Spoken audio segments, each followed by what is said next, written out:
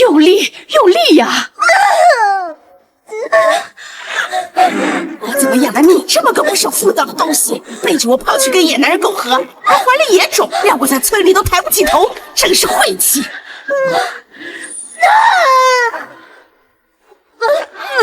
生了。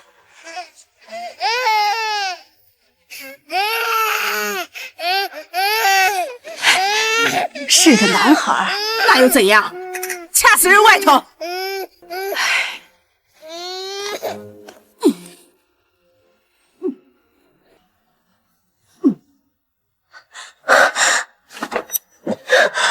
我的孩子呢？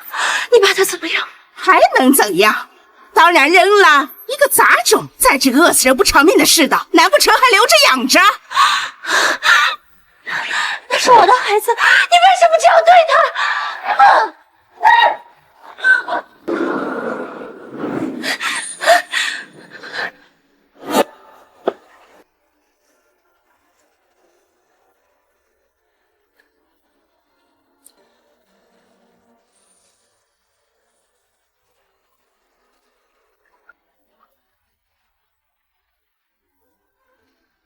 天天做这种下等人的活，什么时候是个头？早晚有一天我要成为人上人，再也不做这种脏活累活。哼！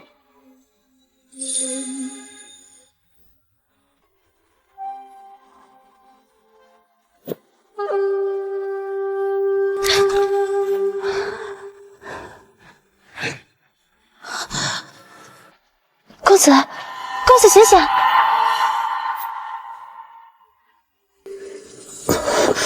好热。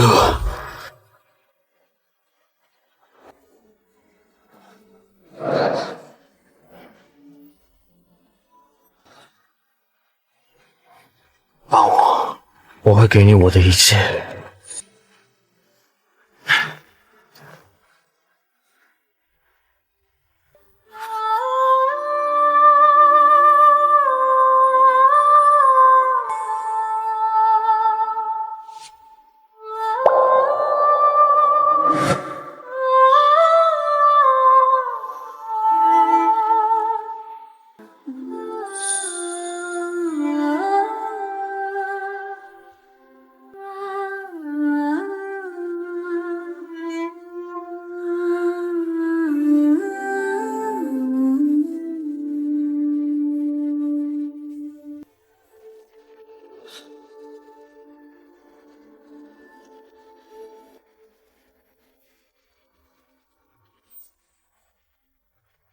将军，终于找到您了，将军，您没事就好。将军，敌军突袭，前方战事吃紧，还请将军回营中主持大局。知道了，去，等战事平定之后，用尽一切办法，一定要找到拿着另一半玉佩的女人。是。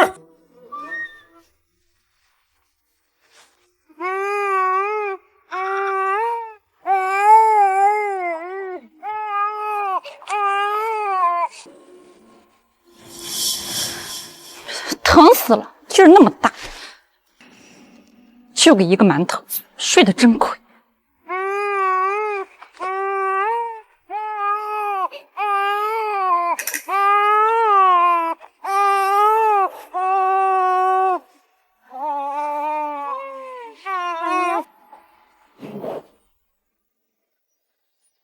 这个玉佩看着能换不少钱，这个婴儿看着细皮嫩肉的，一定也能卖不少。哼！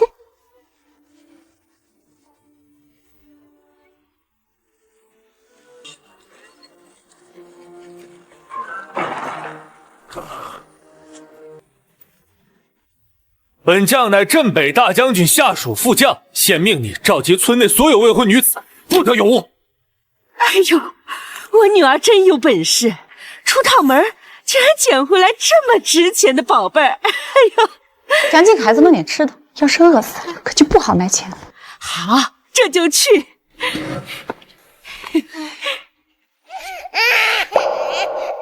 哭哭哭，就知道哭，吵死！所有人都出来！镇北大将军的人来了。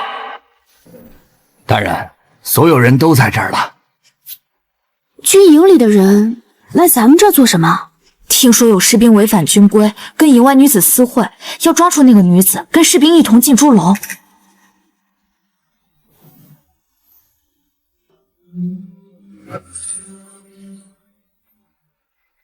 大家都听好了，现在呢，都挽起袖子，抬起右手。如果谁没有手攻杀，谁就是今天将军要找的女人。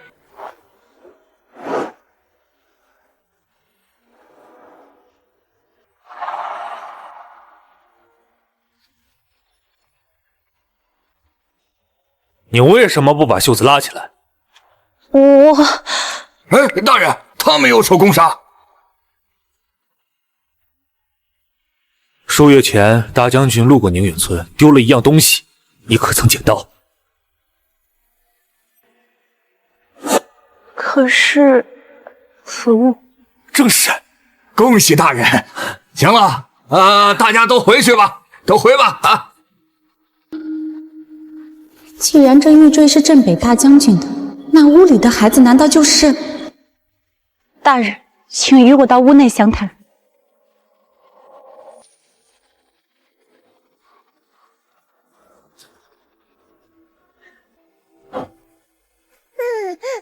这难道是小世子？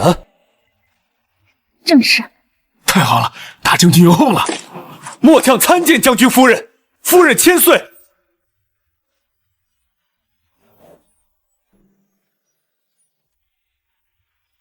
这是我们大将军对岳母的心意，待夫人回到大将军身边，还有重谢。好，夫人，请。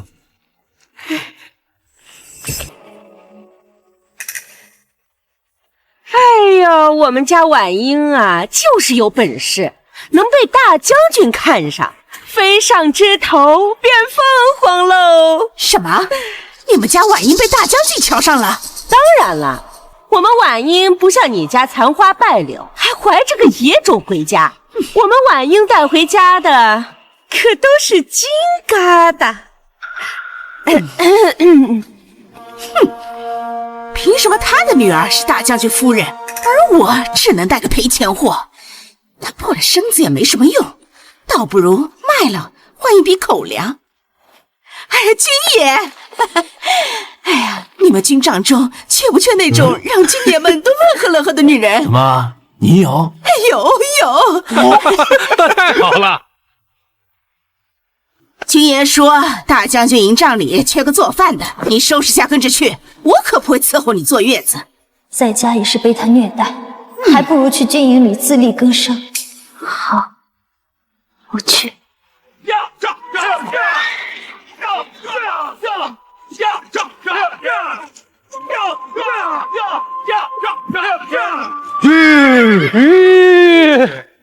大将军真是归心似箭啊！当然，这孩子不仅是大将军唯一的儿子，更是我朝太子啊！我隐瞒皇帝身份，不为其他，只是为了与将士们同甘共苦。这海棠花最称他，想来他定会喜欢。他为我生了儿子，这次回去，我定要封他为后。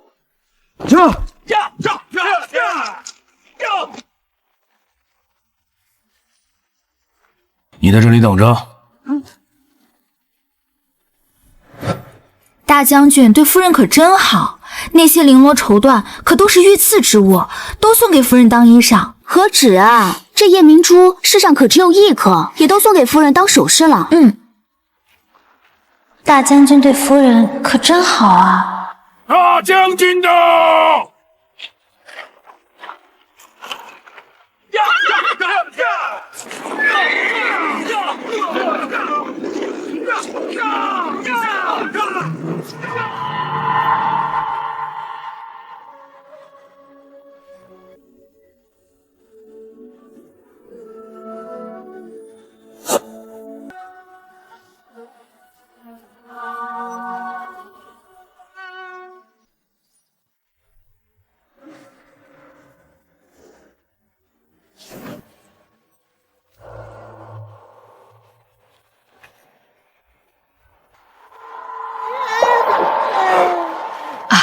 将军，这就是我的孩子。是啊，小世子天庭饱满，眉清目秀，乖得很。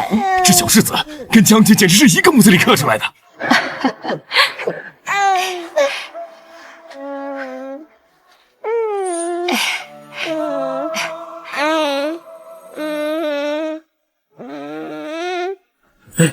夫人呢？夫人身子辛苦，我一定要竭尽所能的补偿她。夫人在沐浴梳洗，随后就来见将军。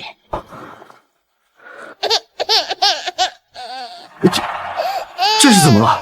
也不知道为什么，小世子一直不肯喝奶，就连夫人的奶他也不肯喝。这样下去，小世子就该活活的饿死了。什么？传我令，召集所有乳羊，谁能够让小世子喝奶，本将军必有重赏。是。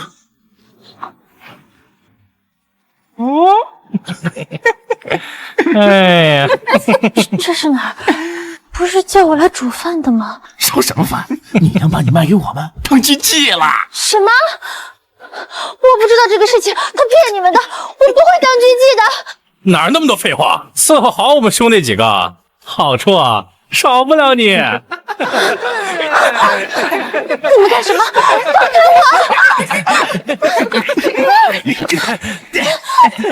啊！大将军有令，即刻召集所有城内外生育过的女子，为小世子寻找乳娘。我刚生完孩子，我可以给小世子喂奶。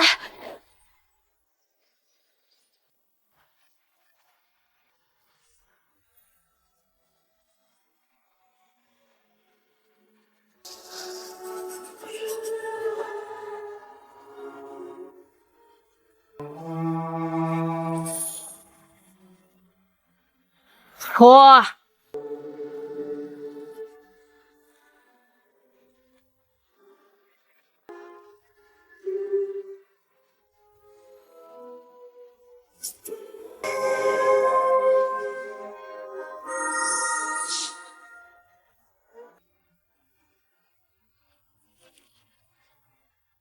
身为乳娘，应玉峰圆润，丰满硕大。其身应如玉指暗香，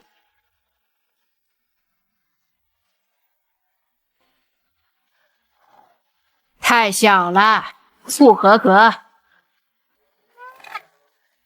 不行，不合格。过于干瘪，不合格。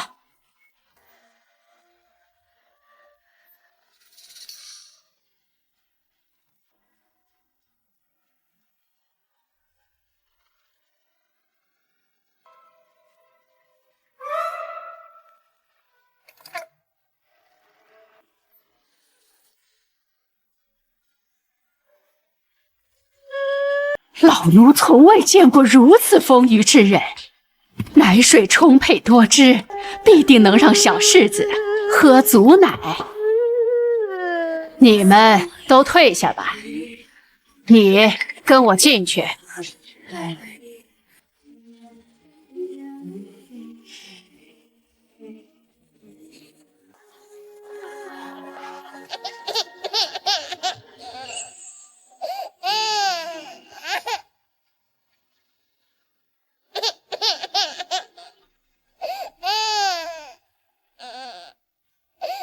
为什么我对这孩子有一种莫名的熟悉感？快喂，小世子已经1天1夜没喝奶了。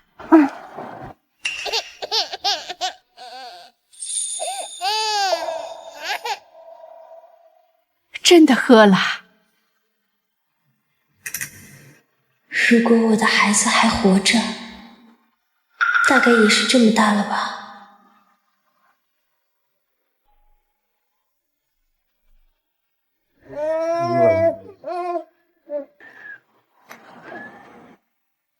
以后你就是小世子的乳娘了，你在这等着，大将军马上就过来。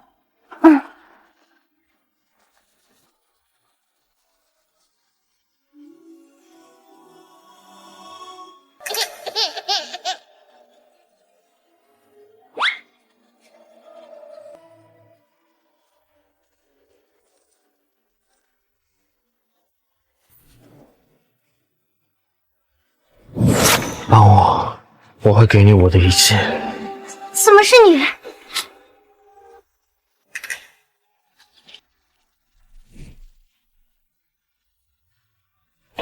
怎么是你？你怎么在这儿？莫非他是这营中的士兵？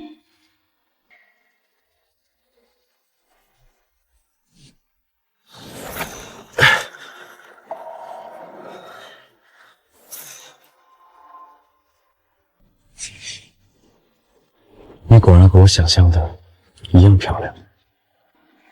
你不会一直在找我吧？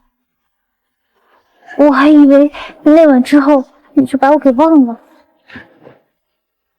我怎么舍得把你给忘了？只是暂时吃紧，我实在腾不开时间。现如今军中安定，我便马不停蹄地来寻你了。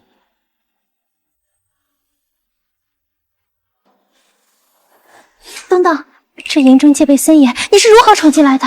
当然是大摇大摆地走进来的，谁敢拦我？你疯了！这里可是中军大营，擅闯者死。你一个小小的士兵，可不能为了寻我，连命都不要了。那又如何？不仅是军中大营，就算是皇宫大院，我也来去自理，因为我就是这是什么声音？是紧急集合的信号。什么？这只簪子你拿着，等仪式结束之后，我便过来接你。哎，你这人！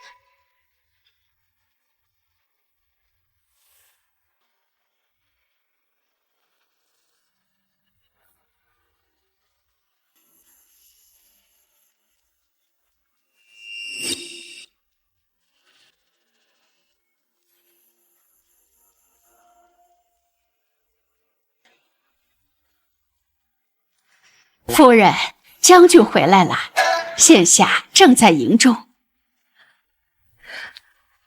快，我要去迎接大将军。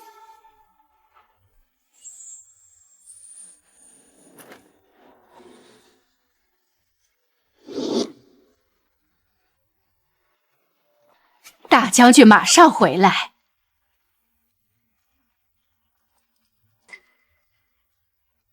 怎么是你？刘婉英，你怎么在这儿？放肆！夫人的名讳，岂是你这种下等人能直呼的？看清楚了，你眼前这位可是大将军的夫人啊！夫人，这是营帐里新来的乳娘，乡野村妇，没什么规矩，您别跟她一般见识。刘婉英，这是怎么回事？你怎么变成大将军夫人了？放肆！你是什么身份，也敢质疑本夫人？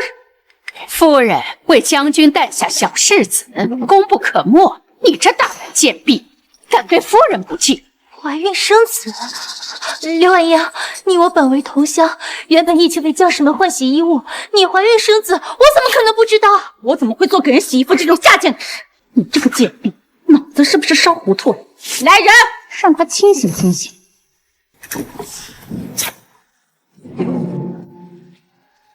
我不是将军夫人，难道你是？好好教教他，让他知道什么是规矩，什么是体统。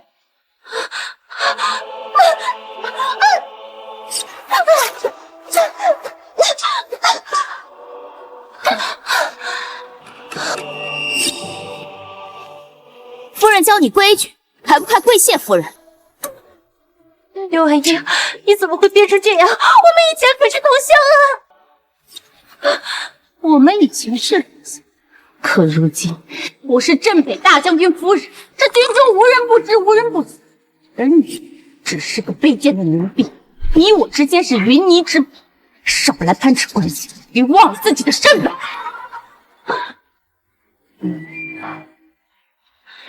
刘婉英，你这是仗势欺人！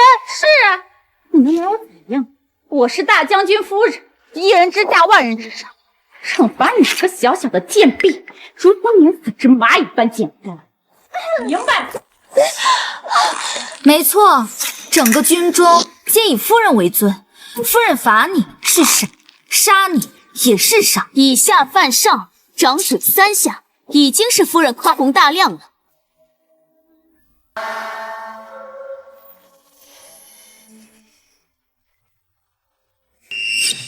将军的东西吗？你说什么？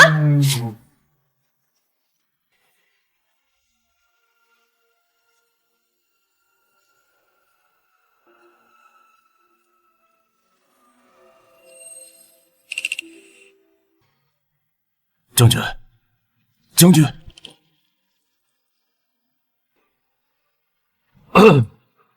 方才你们说到哪儿了？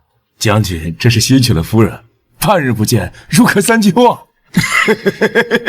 将军和夫人如此恩爱，要我看用不了几日，我们又能多一个小世子。将军，不如将会议延迟，您现在就去接夫人。不了，议事还有一炷香就结束了，我答应过他。会议结束之后，便去寻他。你说什么？奴婢绝对没看错，这肯定是将军的东西。说，这簪子你哪来的？你还给我！你话呢？回答我！军营中私相授受是要被浸猪笼的，我不能说出它来。这是我捡来的。何时何地？从何处捡？我回答不出来。我看是你偷的。这就是你找的好舞娘。夫人息怒，我不知道这女人手脚这么不干净。你这不要脸的女人，大将军的东西你也敢偷啊？夫人，这女人品行如此不端，我看她肯定不止偷了这一个簪子这么简单。说的有理，还偷了什么？我没有。我发誓，如果我拿了军营中1分钱，我愿天打雷劈，不得好死！你有回信你的鬼话吗？云庄灵秀，给我把她的衣服扒了，本夫人要亲自瞧瞧。不要，不要！回夫人，她身上没发现其他的东西。婉英，再怎么说我们也是相识10几年的同乡，你为何如此对我？谁托你是旧相识？竟敢直呼本夫人的大名，我看你是活得不耐烦了。夫人，这蹄子会不会想偷些东西打扮自己，好勾引大将军？她毕竟是小世子的奶娘，以后难免会跟大将军有所接触。奴婢也觉得她是觊觎夫人您的地位，咱们不得不防呀。搞你个恬不知耻的贱人！竟敢想勾引大将军，把他给我拖到云帐外！我要让所有人都看清他的贱样！不要！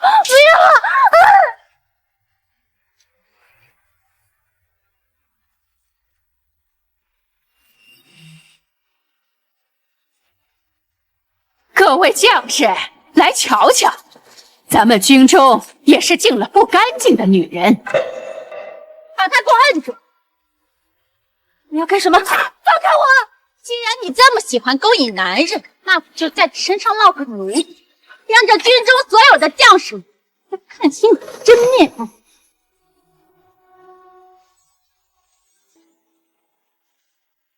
夫人请。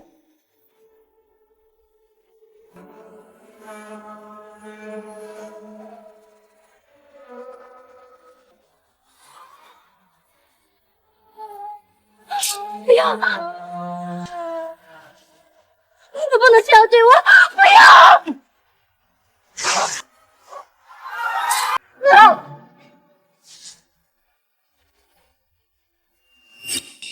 本夫人今日便告诉你，就你这贱样，这辈子顶多在军中当个军妓。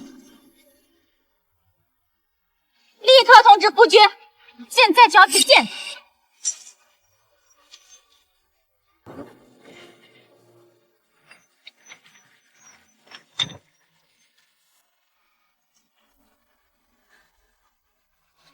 时辰到了，我们一起去迎接夫人。禀将军，夫人发了传信过来，此刻已经到帐外。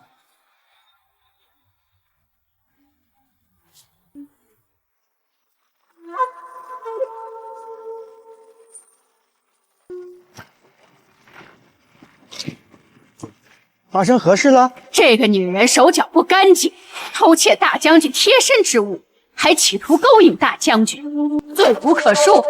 你们都给我瞧好了，今天我就拿她做个例子，以后谁要是敢得罪本夫人，这是她的下场。刘婉英在营中滥用私刑，是违反军规的。我是将军夫人，我的意思就是将军的意思。怎么，将军不听我的，难道听你的吗？就是，你该不会以为偷了将军的东西就真成了将军夫人了吧？大胆贱婢，偷东西也就罢了，现在居然敢觊觎将军夫人的位置，见着！现在就带你去见大将军，让将军狠狠地咂落你。来人，备马！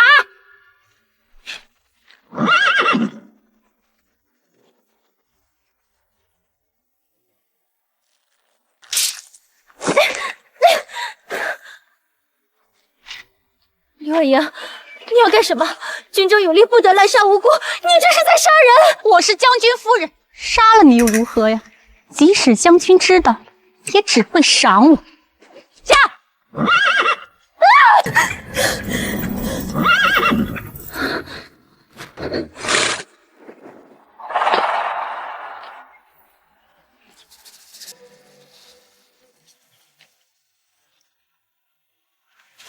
刘婉莹，你不得好死！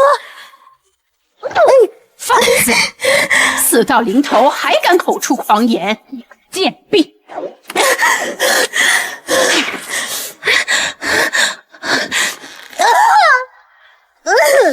你就算诅咒我，也改变不了你一辈子贱籍的命。如此亡命，注定被我踩在脚下，永世不得翻身。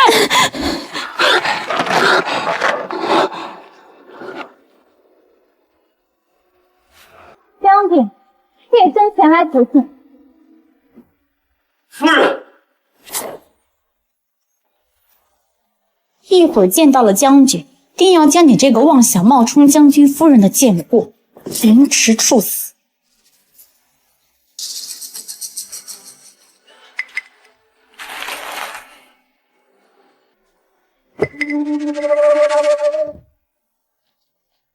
将军，妾身刘婉英见过将军。你是？将军，妾身是您接回来的夫人刘婉英啊，您忘了？这是怎么回事？将军，这位是属下按照您的要求，从宁远村带回来的夫人。她手中持有您的贴身玉佩，还抱着小世子，想必不会出错的。难道本家认错人了？这声音是他。你想做什么？将军，您这是什么意思？休想在将军面前胡说八道，闭紧你的嘴，不然让你死无葬身之地。这又是怎么回事？他是谁？这又是怎么回事？他是谁？将军，妾身正要同您说呢。这是军营里新来的乳娘，但是她一而再再而三的以下犯上，不把妾身放在眼里，还手脚不干净，偷取军营里的东西，您可要好好惩罚她。是啊，将军，如此品行不端之人留在军中，怕是会影响将士们对您的信心呢。请将军从重处罚。这到底是怎么回事？倘若她才是朕一直要找的女子，那之前见到的人又是怎么回事？她偷了什么东西？将军，正是此物。放开她！将军，这贱婢的容貌恐误了您的眼睛。你是在教本将军做事？奴婢不敢。正好让将军好好瞧瞧他那不堪的模样，断了他的心思。你抬起头来。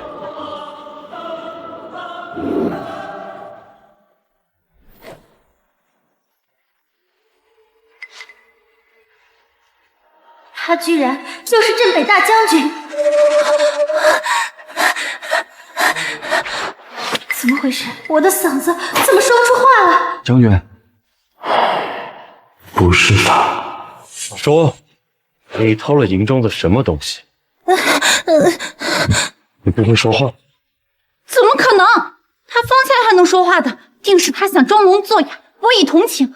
将军，您不要被他给骗了。是啊，将军，夫人带他来的这一路上，他是能出声的，怎么见了将军您就成了哑巴了？定是这贱蹄子在耍手段。真的？将军，您若是不信，大可问这军营里的将士们，这一路上他们是不是听到过他说话？林将军，此女子并非哑巴，居然敢在本将军面前装聋作哑！说，你来此究竟是何目的？不是的，我真的是突然失声，你信我。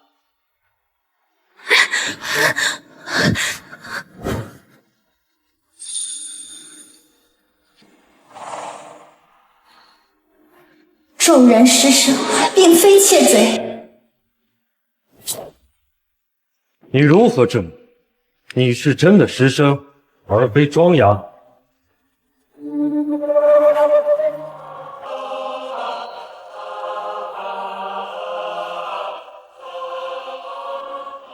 我自会证明。哼，我倒要看你如何证明。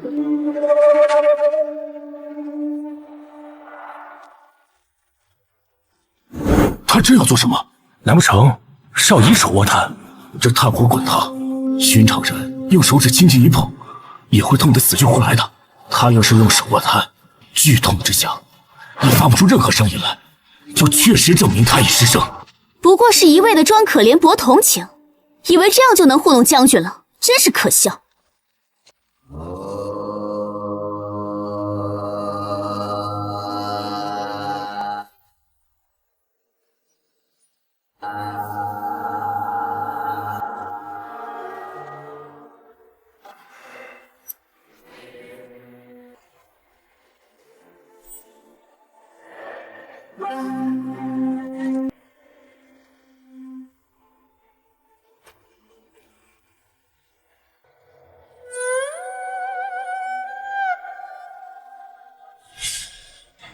好，本将军姑且信你失声。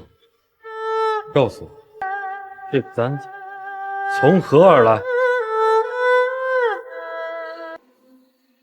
你亲手所赠。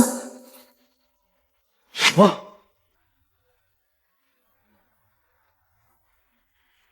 那晚的人是我。真的是你？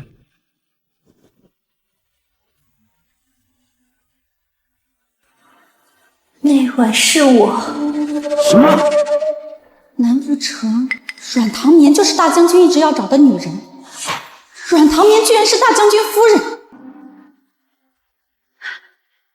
将军，您不要信他的一面之词，他就是个军妓，满口谎言，万不能信呀！军妓？不，我不是。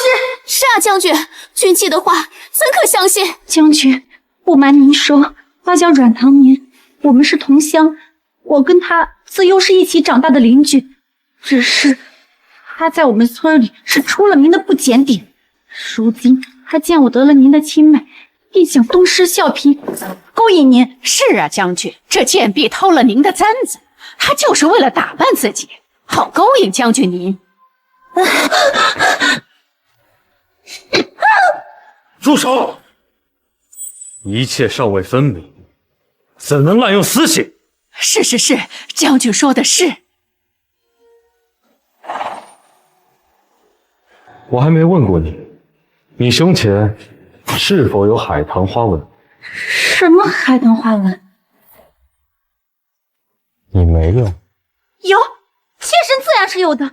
将军，您说这话是在怀疑妾身吗？非也，只是此事疑点甚多，若要符咒，唯有当众验身，否则众将士们难以心服口服。将军，我到底是您的妻子，如何能在众目睽睽之下宽衣解带？这是要将妾身置于何地？将军莫要听信谗言，误会了夫人啊！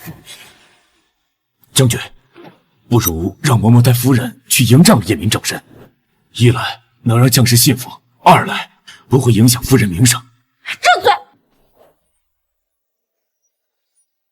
狗奴才，你是什么东西？竟敢对我和将军的事情指指点点！夫人误会了，属下只是为了夫人名誉着想，并没有其他意思。我乃镇北大将军夫人，你不过一个区区世子，我用得着你来为本夫人着想，简直可笑！张副将随本将出身入仕多年，并非寻常士子。况且他所言所行皆为你着想，你何须对他恶语相向？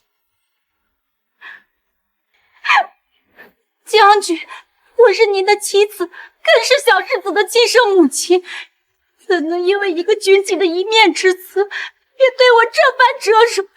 早知来此时这般境遇，我倒不如跟着孩子一死了之。我倒不如跟着孩子一死了之。不要啊，夫人！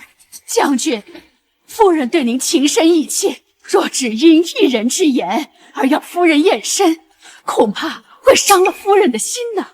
将军，先前从宁远村接夫人时，他手臂上确实没有手工纱，而且他手中只有您的贴身玉佩，所有兄弟亲眼所见，小世子也是刚刚出生，这些都是千真万确，抵赖不得呀。原来从那个时候开始，刘婉英就想着攀龙附凤了。是啊，将军，即使你不认臣妾，也该认得这个玉佩吧？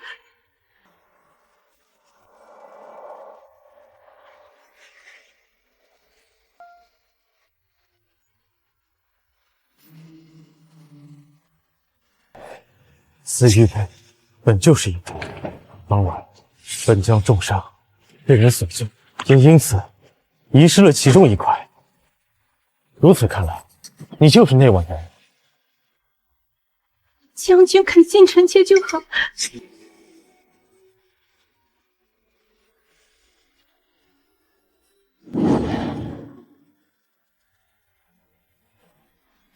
这不是我当时放在孩子身边的玉佩吗？怎么会在他手里？难道我的孩子也在刘婉英手里？小世子就是我的孩子。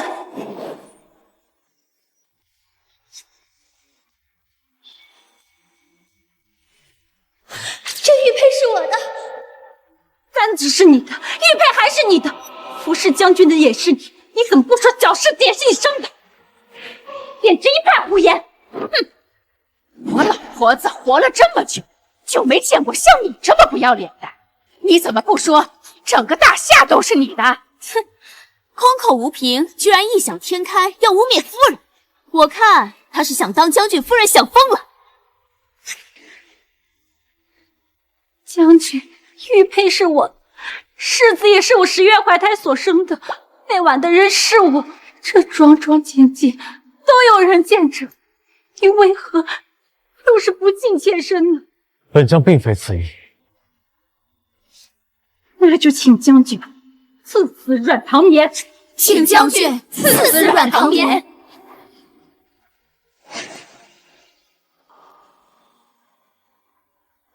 若刘婉英胸前有海棠花，我即刻就死，绝不挣扎。将军，夫人如果无法自证，恐怕难以服众。既如此，那便验。将军，妾身说了这么多，您还是不信妾身，我就这般让您生疑吗？婉英，若不一验，如何还你清白？你若执意不验，那便是心中有鬼，再对本将军撒谎。我没有，妾身所言必须属实。好，所有将士转过身去。是。若是在此期间擅自转身，斩立之。将军，你下定决心要验吗？你我若本就是夫妻，这也是迟早的事，不是吗？你在此脱去外衣，若是真有海棠花纹，本将便信你。从今以后，你就是这军营之中唯一的镇北将军夫人。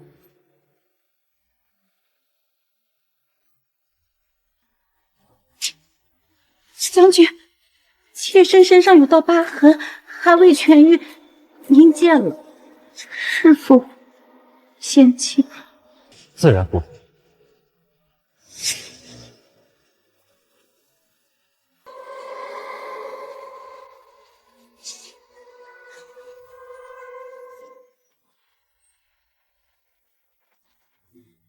这怎么可能？他怎么会有一个跟我一模一样的海棠花纹？这不可能！幸好当初小阮唐眠身上的海棠花纹好看，自己也模仿了一个，现在竟然真的派上大用场。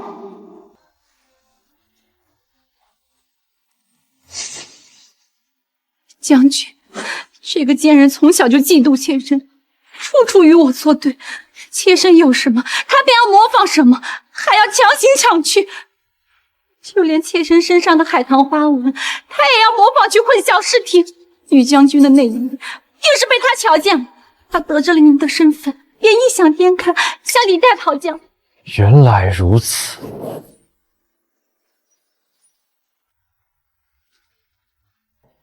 夫人，是我误会你，你莫要怪我。没有，你我本是夫妻，何来奸细？没错。将军与夫人琴瑟和鸣，是天造地设的一对。要怪就怪这个贱婢挑拨离间，无事生非。不错，这等居心叵测之人，若是留在军中，定会搅得大营上下鸡犬不宁。将军，您可一定要为夫人好好出了这口恶气呀！不是的，他在骗人，这花纹是他模仿我的，不是的，不是的。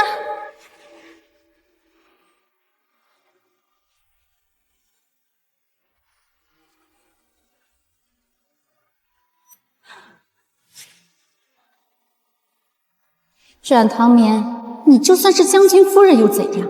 还不是跟条狗一样被我踹倒在地？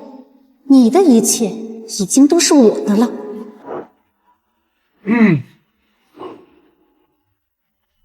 来人，将这冒名顶替的窃贼拖下去，斩立决！将这冒名顶替的窃贼拖下去，斩立决！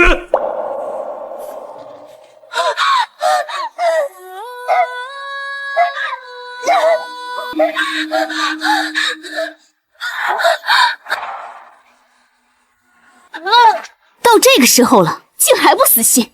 将军，这贱婢先前在营帐中就三番几次的质疑夫人的身份，言语侮辱夫人，一言一行都说夫人配不上您，实在是罪该万死。将军，阮唐眠说的也对，毕竟我出身微贱，只是个乡野村妇，渺小微薄，哪能与如此高贵的将军所匹配呢？胡说！什么身份高低，那些只不过是身外之物。夫人在本将眼中，胜过世间万千女子，唯有你才是本将认定的夫人。本将说你配得上，你就配得上。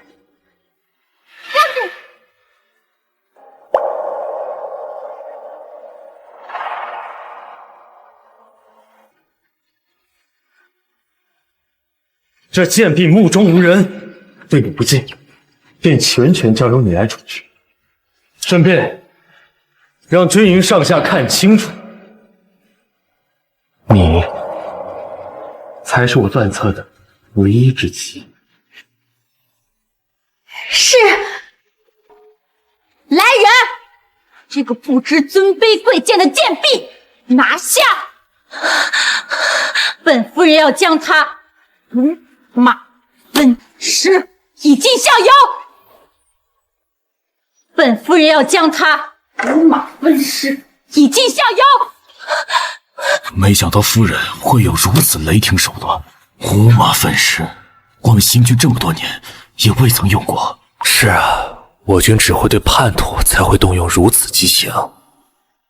夫人的性情似乎与之前将军口中的印象不太相符。谨言慎行。将军，您意下如何？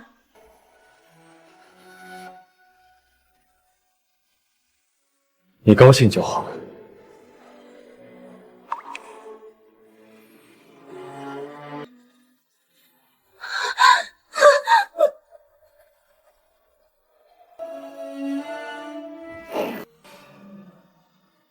段策，你可知眼前人非彼时人，我才是那个救你、为你生子的人。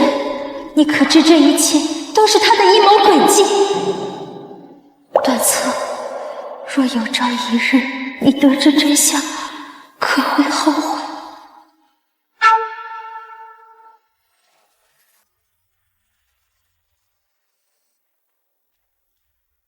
看在你我是同乡的份上，等你到了地下，我会给你多烧点纸钱的。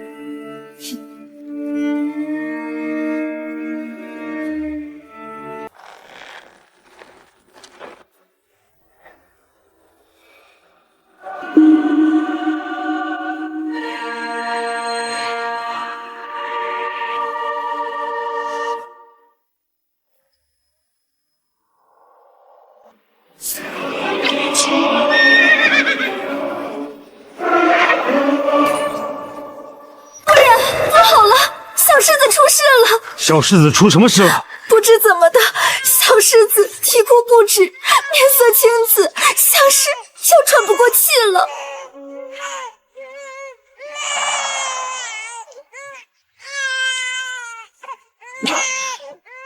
这……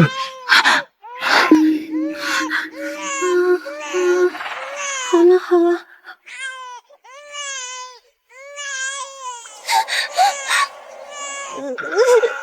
小世子哭了这么久，定然是又饿又喘不上气来。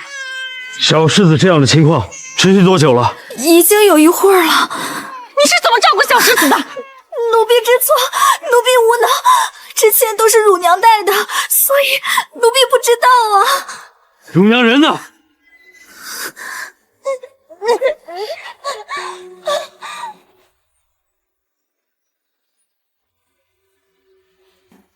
将军，小世子只喝软糖绵的奶。还愣着干什么？还不快把人给放了，给小世子喂奶！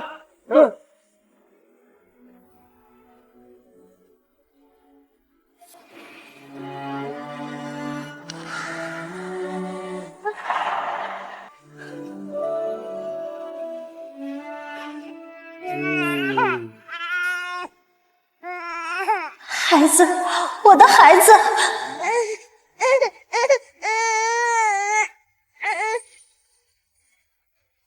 啊！小世子居然不哭了！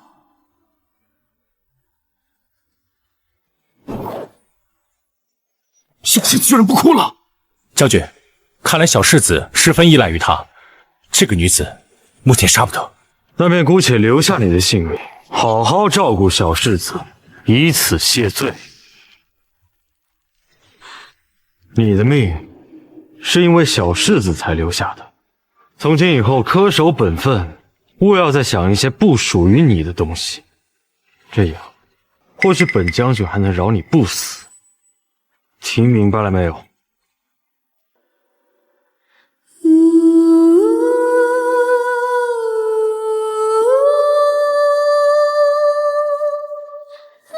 总有一天，我会把真相告诉你。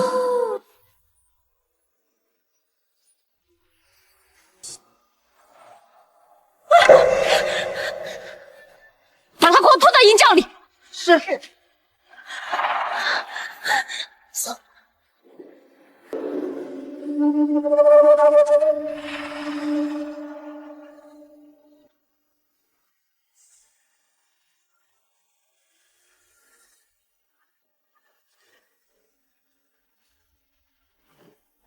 见过夫人。去给他瞧瞧，伤势如何了？是。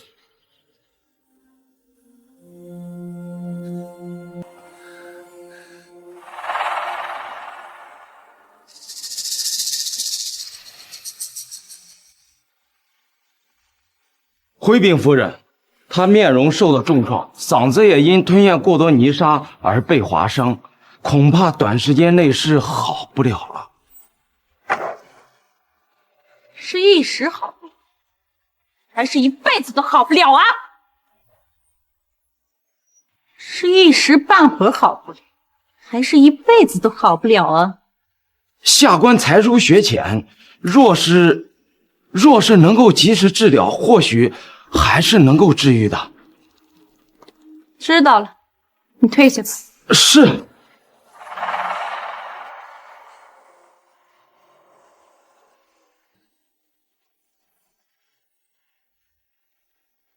恨我吗？你到底想怎样？你们都退去。是。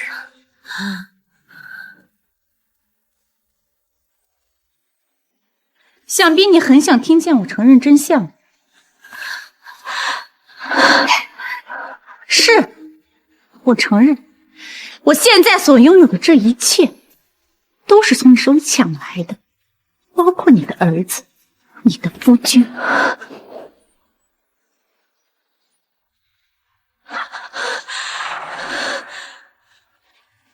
不过你也别担心，我还不至于到谋害世子的程度。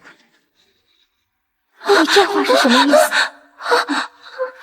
众所周知，大将军乃绝嗣之体，这个孩子恐怕是他此生唯一的子嗣，我是不会拿他怎样的。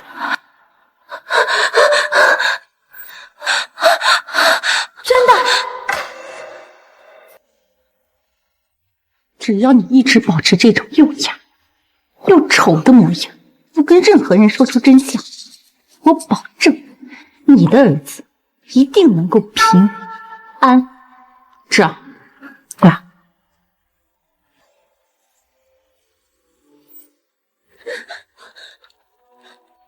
传本夫人令，从今往后，阮庞奴就是整个军营里最的奴婢，人人得以其职。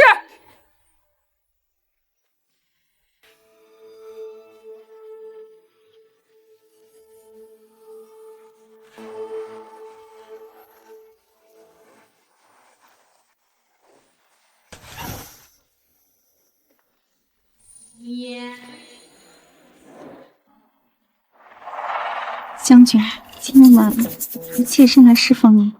好。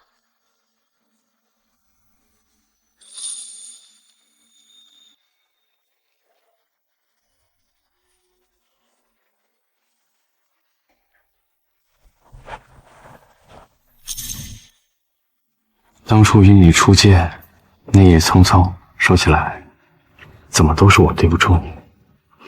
与将军的那一夜，温柔缱绻，妾身至今难忘。温柔缱绻，我被下的药性凶猛，怎么会温柔？将军，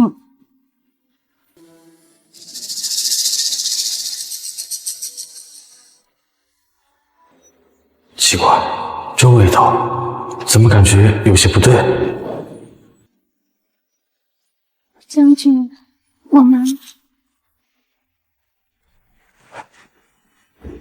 我突然想起，还有军中药物需要处理，你先歇息吧。将军，将军，将军！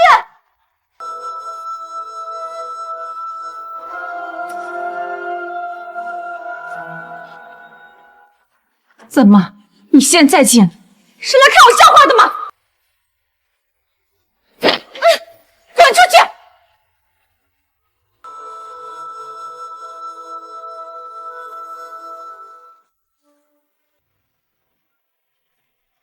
将军，本将命你再去宁远村问个明白。将军，您是怀疑夫人的身份？是，速去速回。遵命。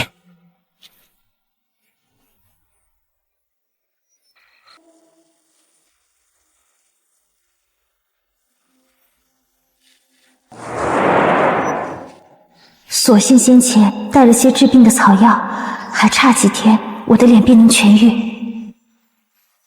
等能说话了，我一定要亲口跟将军解释，揭穿吕婉英的谎言。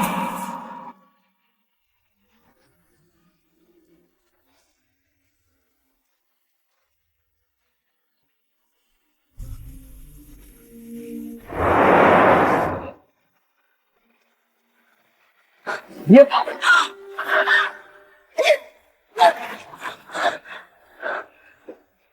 别怕，小有我谁让你爽呢？来吧！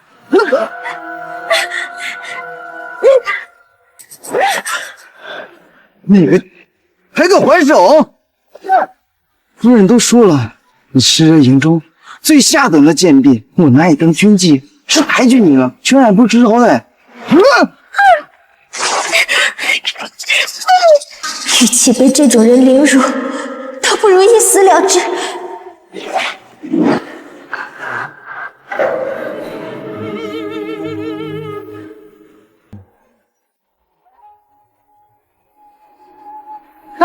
大将军，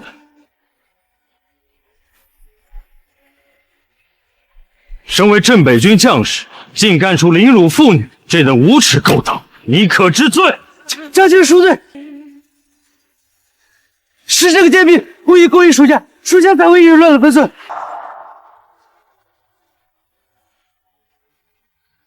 是这样吗？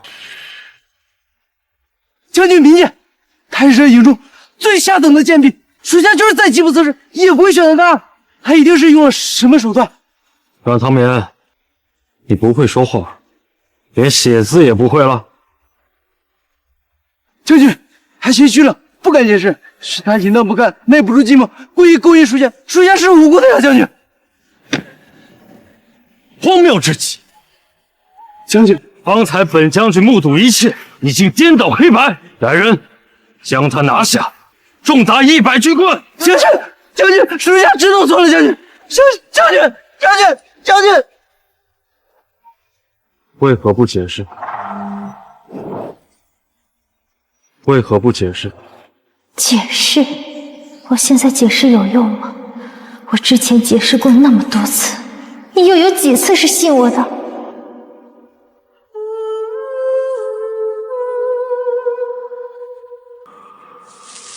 是非只在人心，解释只是徒劳。照你这么说，之前种种还是本将军冤枉你了。别以为本将军看不出你这以退为进的手段。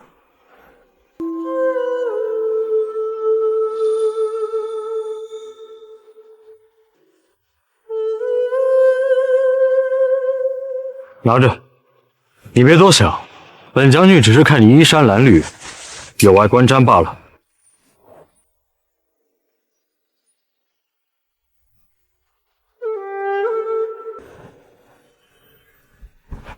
你别不识好歹，本将军让你拿着，你便拿着。你现在是小世子的乳娘，得好好保重身体，不然如何照顾好小世子？段策，迟早有一天，我一定会亲口告诉你真相。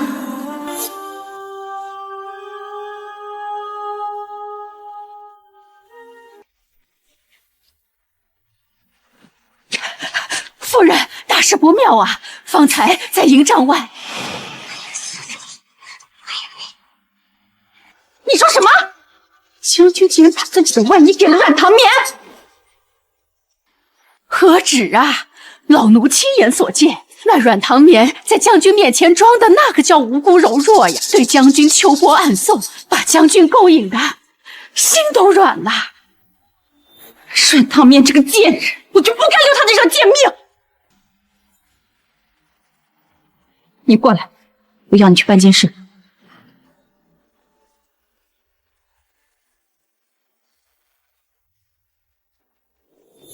是，奴婢这就去办。阮唐眠，你要以死无葬身之地！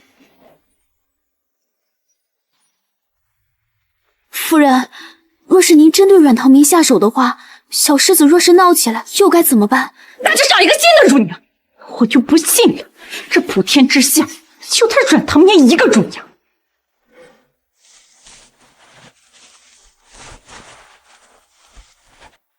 太好了，我很快就要恢复了。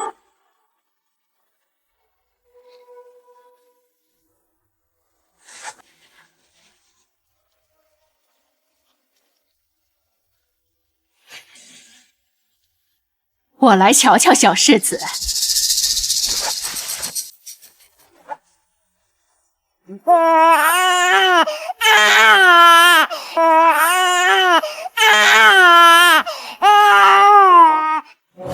你这乳娘怎么当的？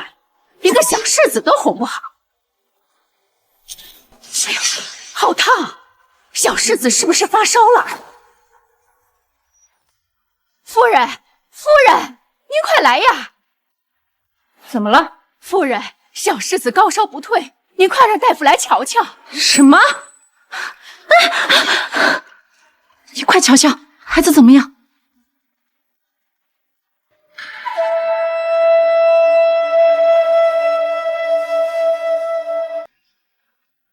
这是什么？夫人，此香囊中含有穿心莲，极易对襁褓中的幼儿引起高热不退啊！什么软糖棉？这是什么？这东西是从哪里来的？好你个贱婢，是不是你故意将香囊放到小世子身边，妄想谋害小世子？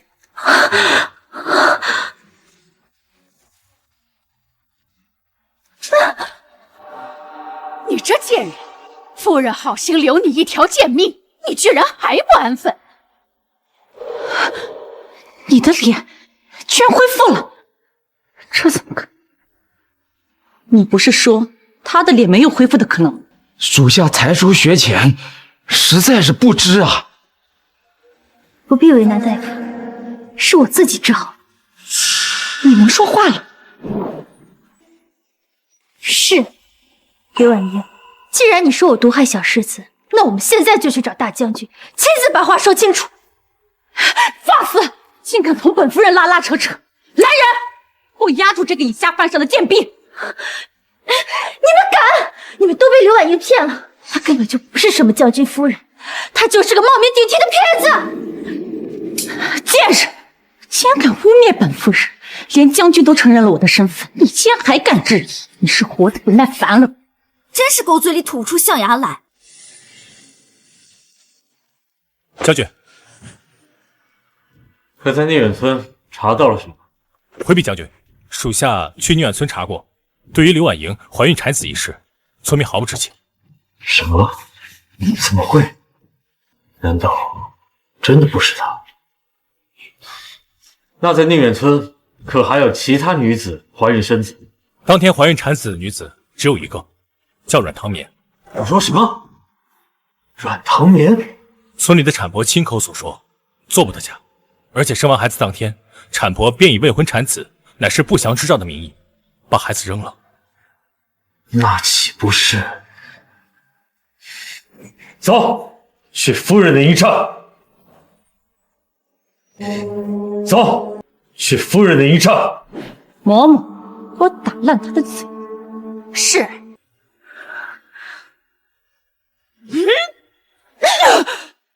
你敢还手？放开我！我要去见将军。见将军，你做梦！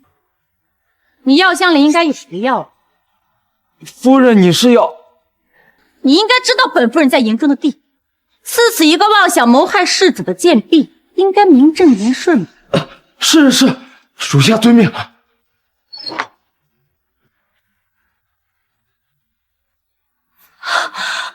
原来小世子发烧都是你设的局，就是为了害我。现在才明白，还不算太晚，也算让你死得明白。下辈子你都见不到将军。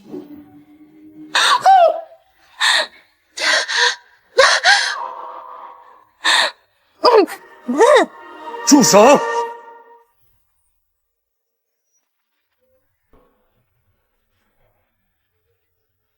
将军，你们这是在干什么？回禀将军，阮唐棉意图谋害小世子，证据确凿，夫人正在处置他。谋害小世子？将军，但凡我来的再晚些，咱们的孩子就要被暗害。究竟是怎么回事？方才小世子啼哭不止，高烧不退，经属下查验，才知道是襁褓中的香囊所致。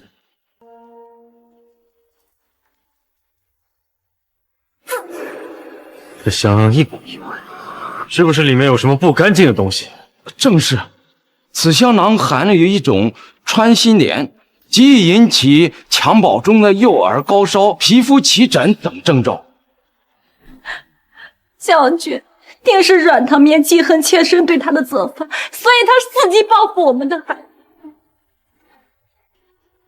求将军为妾身，为我们唯一的孩子做主啊！将军。我没有，将军，我都还不识字，我怎么会害自己的亲生儿子？你会说话？你的脸，将军，先前在营帐中，你亲手把簪子给我，你还记得吗？你方才说你的亲生儿子，是何意思？小世子是我生的，他是我们的孩子，而他就是个冒名顶替、招摇撞骗的骗子！你少血口喷人！我对将军的心日月可见，何来欺骗？将军，孩子是我10月怀胎生的，你要记我呀，将军！10月怀胎，你连换洗衣物都嫌脏嫌累，又怎么会不辞辛苦，甘愿背负骂名，却生下一个来路不明的孩子？你什么意思？依照将军所言，他那晚并未表露身份。照你的性子，你又怎么会留下这个孩子？说出去也不怕被人耻笑。你竟敢欺负我！竟敢拦我！你说这个孩子是你生的，你怎么证？就凭我敢滴血认亲，你敢吗？将军，我愿意与小世子滴血认亲。若孩子不是我所生，我愿意自裁谢罪。你敢吗？可笑！我堂堂将军夫人，为何要听你一个贱婢的话？你说滴血验亲就滴血验亲。怎么，害怕了？闭嘴！这没你说话的份。将军，您不会信他的，对不对？既然他把话都说到这份上了，滴血认亲也未尝不可。将军，这话的意思是不信妾身了吗？将军，夫人对您的心日月可见呐，您何必相信一个乳娘所说的话？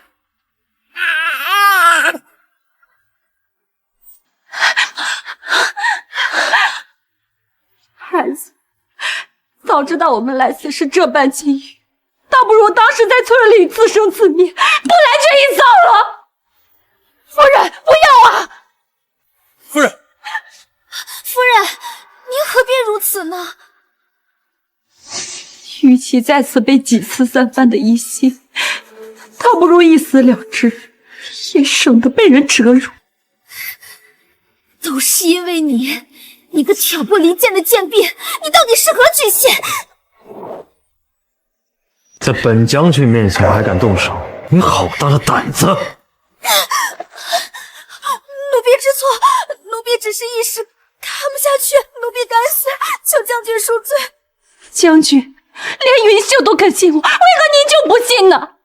这个女人几次三番的挑拨我们的关系，您难道还不清楚吗？将军，究竟是谁挑拨离间，又是谁在撒谎？我们一眼便知，你又何须阻拦？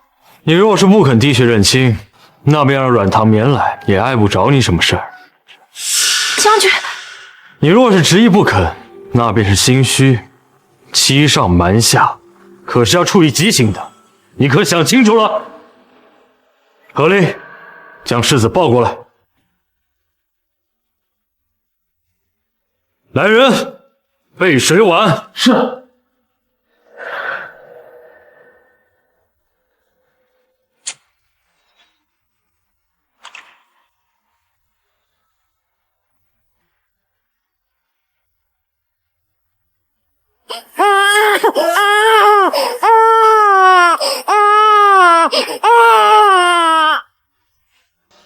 将军，请看。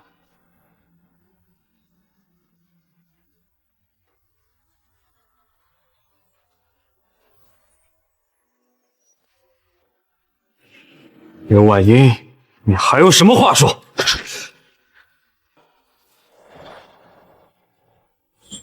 对不起，我竟受人蒙蔽，对你恶语相向，还差点让你丢了性命。将军，你之前所为只是被有心之人利用罢了，并非你的本心，这不是你的错，你无需自责。我因蒙昧而害你历经波折，你却如此善解人意、宽宏善良。本将答应你，以后一定会千倍百倍的补偿你，绝不会让你受到一点委屈。不，你还想要干什么？这个孩子即使是阮唐眠的，也不一定是将军您的。你胡说什么呢？一定有人在我生产之际故意调包了孩子。阮唐眠与我不过一墙之隔，趁我生产昏迷之际调包了孩子，轻而易举。什么？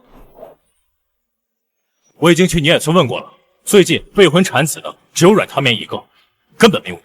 阮唐眠就是一个千人骑万人压的军妓，怀孕生子再正常不过，她肚子里生下来的都不知道是哪个野男人的野种，你自然查不出来。刘婉英，你简直无药可救！阮唐眠，你这个毒娼妇，是你故意调包了我的孩子，还谎称自己的孩子死了，将你带跑将。将军，您明鉴呀，将军！你以为本将还会信你的鬼话吗？来人，属下在。将这冒名顶替的赝品乱棍打死！还愣着干什么？还不动手！是。将军，你不能因为看上阮唐眠，就对那个孽障睁一只眼闭一只眼呀，将军！孩子根本就不是你的。这怎么回事？这夫人不是真夫人，世子不是真世子啊！我也不知道啊。夫人和孩子都是你带回来的，你怎么能不知道呢？我……难道小世子不是大将军的孩子？不知阮唐眠将我的孩子调包去了何处？将军，你明鉴啊，将军！那宁远村为何无人知晓你怀孕生子？我本就是寻常女子，未婚生子，本就是奇耻大辱。我将阮唐眠做陪幼生女，厚颜无耻，是吗？我娘得知后，便要打掉这个孩子，使我以死相逼，才得以保住他。为了这个孩子，我日日住在地窖里，才能避过流言蜚语，人身生子。刘婉英，你这编写桥段的本事，不去写话本子，还真是可惜。我亲眼看见阮唐眠和士兵们厮混，将军，你不要再睁一只眼闭一只眼了呀，将军！我确实见过他出入其他将士的营帐。将军的血统不容混淆啊！将军，谣传四起，人言可畏，以讹传讹。我想请将军与小世子滴血认亲，以正视听。不可，本将不同意。唐眠，你已经为了我和孩子受了那么多委屈，怎么还能继续滴血认亲呢？谣言止于智者，公道自在人心。我已经认定了你，绝不会让任何人挑拨离间。将军，此时若不滴血认亲，将来必定后患无穷。一旦被有心之人利用，那将军日后与小世子的隔阂可就不浅了。将军，我问心无愧，只求一个清白。既然如此，那便依你吧。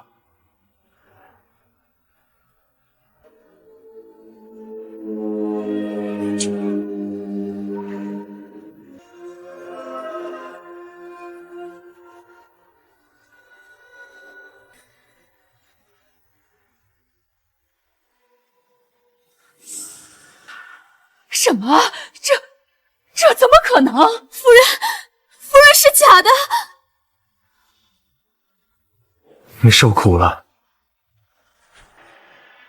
刘婉莹，你还有什么话好说？事情败露了，想要逃跑吗？来人，将他拿下！将军，我错了，我糊涂，你原谅我好不好？你好大的胆子，竟敢瞒天过海，枉我如此信你！唐唐明，我错了，不该伤害你，是我该死，是我该死，你原谅我好不好？放过我，放过你。你让丫鬟嬷嬷几次三番害我之时，可曾想过放过我？老奴该死，老奴知错，求夫人惩戒。奴婢也是被这个女人给骗了呀！之前对夫人都有冒犯，还请夫人宽恕。唐明，我那是太害怕了，我不知道自己在干什么。是，你当然不知道，一朝飞上枝头变凤凰，这泼天的富贵迷人眼，换作是谁都会迷失自我。是，对，你说的是。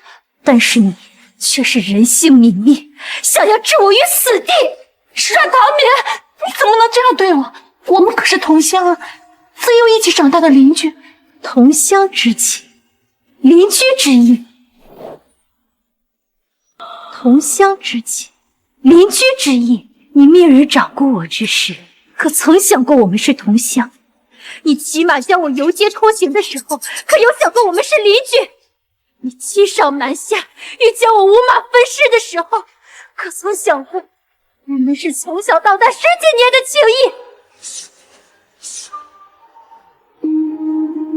你说，你要我怎么原谅你？拜你所赐，这皮肉烧焦的滋味，我有是你。如此毒妇，若不施以重罚，俺品众怒。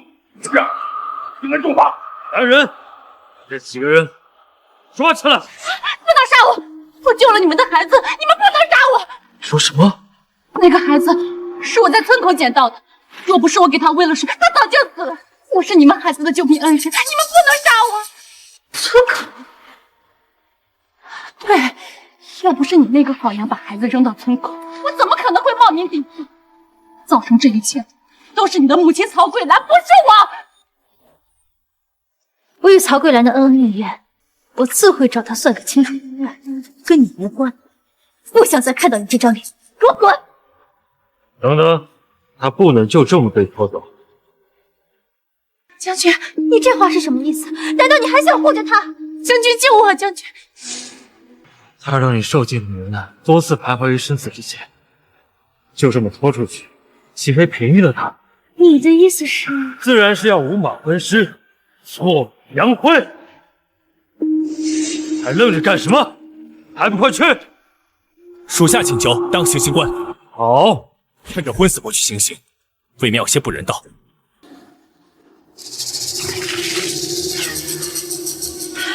还是醒着行刑更为妥帖。夫人，您觉得呢？那就劳烦何夫将了。我不想死，我不想死，我不想死！将军，奴婢也是被蒙在鼓里，还请将军网开一面，不要刺死奴婢。将军，求你看在老奴伺候你10几年的份上，饶老奴这一回吧。夫人，老奴知错了，老奴这就自罚。你们几个助纣为虐，但念在你们是受到刘婉英的蒙骗，子罪可免，国罪难逃。你们几个自行出去领100军棍。谢将军不杀之恩。属下办事不力，请将军责罚。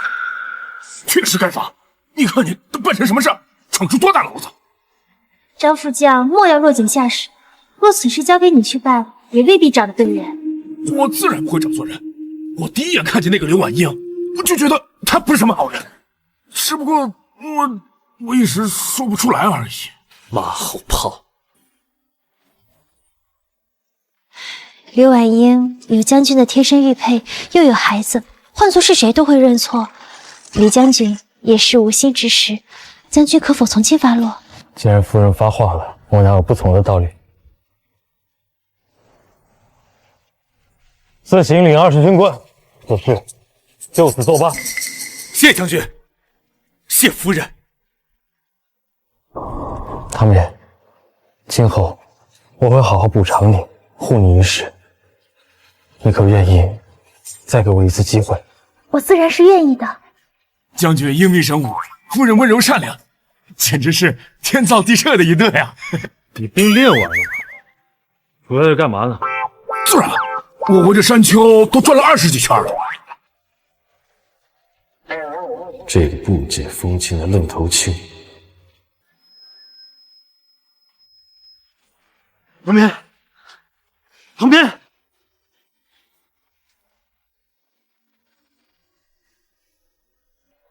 大夫，夫人她怎么样了？夫人产后未能得到充分养护，这历经坎坷，身体亏损太多，需静心调养，用最好的药。军营中若是没有，就派人出去救。无论用尽什么办法，一定要救好夫人。是，属下这就去跟夫人拿药。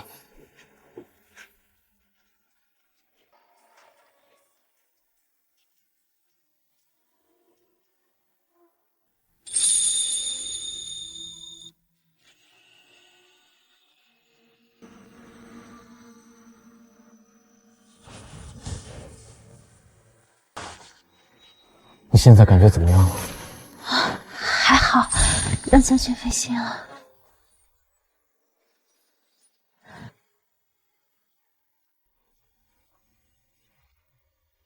来，先喝点粥，垫一垫。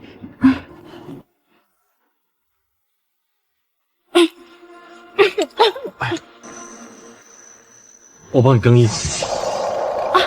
不用了，还是我自己来吧。我们是个夫妻，这有什么的？我身上有很多伤痕，恐怕将军见了会失望。我配不上将军。本将军征战沙场多年，身上的疤痕比你多上数倍，你会嫌弃我吗？怎么会？那这也是我的答案。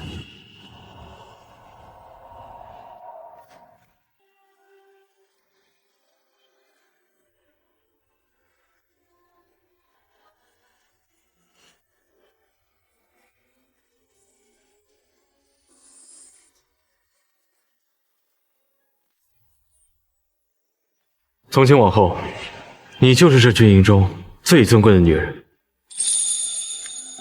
今后，夫人的命令就是本将的命令，听明白了没？是。承蒙将军厚爱，只是在这军营中尚可得将军庇佑。可若他日班师回朝，传言出去，说将军夫人是最低贱的浣衣婢，只怕会给将军蒙羞。夫人多虑了，就算是班师回朝，放眼整个天下，我段策的妻子，还无人敢有异议。什么？把东西放好，先退下吧。是。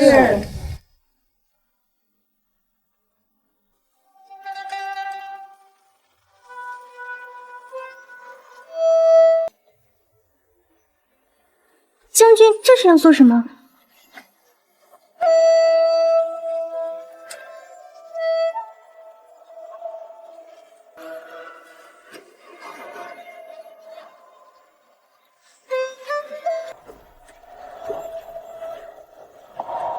打开看看。这是传国玉玺，将军，您是皇上。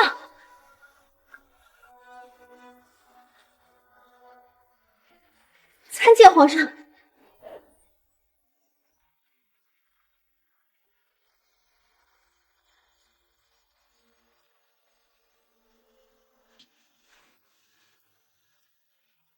朕隐瞒身份，御驾亲征，为的是与将士们同甘共苦，没有其他的意思。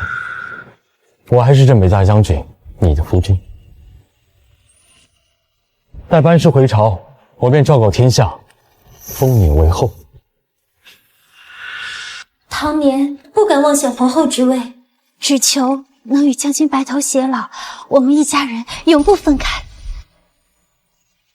你历尽千辛产子，又遭受磨难，才与我相认。皇后之位，非你莫属。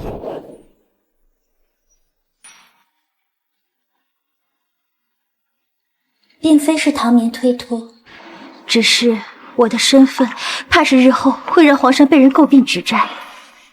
身份固有高低贵贱，但唐年以品行出众，品格高贵。若是在意浣衣玉女身份遭人指指点点，大可不必忧虑。朕会处理好一切，让朝中那些迂腐文官悉数闭嘴。并非是这个原因。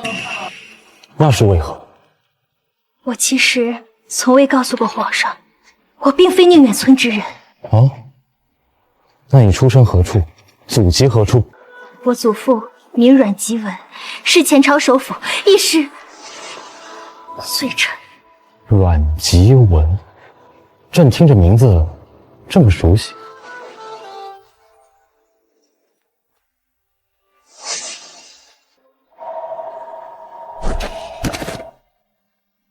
20年前，祖父因文字狱一事而被先帝下入大狱，阮家上下皆遭受牵连。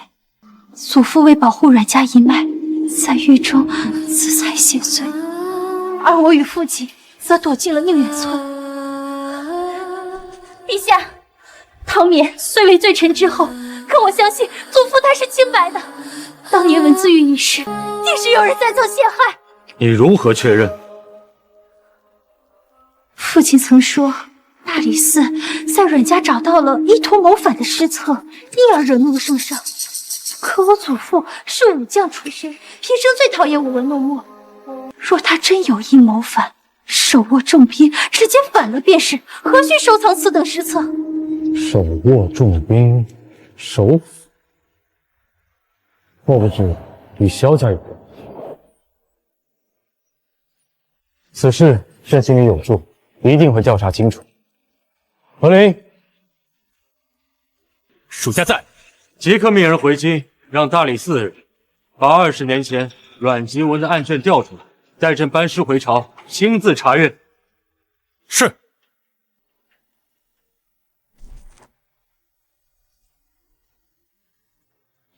你放心，我绝不会再让你受到污蔑，更不会让我们的孩子成为罪臣之祸。多谢陛下。将军，夫人，小世子方才又哭了。他应该是饿了，我过去看看。我和你一同过去。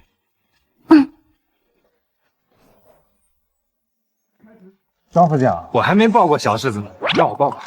去你的！排队行不行？我在你前头呢，要抱也是我先抱。你又没成过亲，你能抱得好孩子？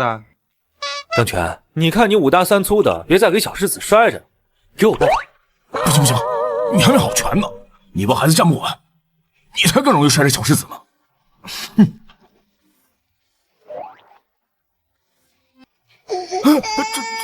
他怎么突然哭进来了？我觉得要不就是饿了，要不就是尿了。啊！将军，诸位辛苦了，把孩子给我吧。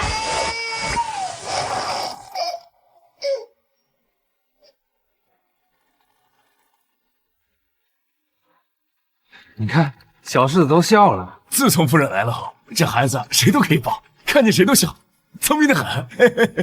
哦，对，将军，小世子是不是还没起名字呀？对呀，将军，给小世子起个名吧。夫人来取吧。我？你10月怀胎生下他，孩子的名字由你来取，最为合适不过。我有嘉宾。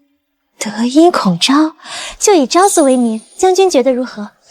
昭，段昭，好，好，我段策的孩子就叫段昭。将军，我还有一件事想让将军同意。何事？我自小在宁远村长大，深受村民们的恩惠。如今我今时不同往日，自当回报当年村民们的养育之恩。夫人言之有理。李副将，你速速去备上厚礼，我要同夫人一起去宁远村，封赏宁远村众人。是。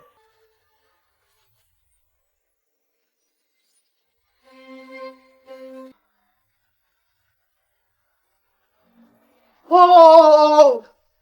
启禀将军，敌军突袭我军前线告急。什么？已经攻下我们2处驻扎地了。众人集合，随我出城。是。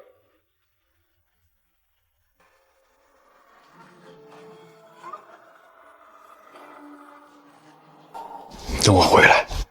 站长。场上刀剑无眼，你千万小心。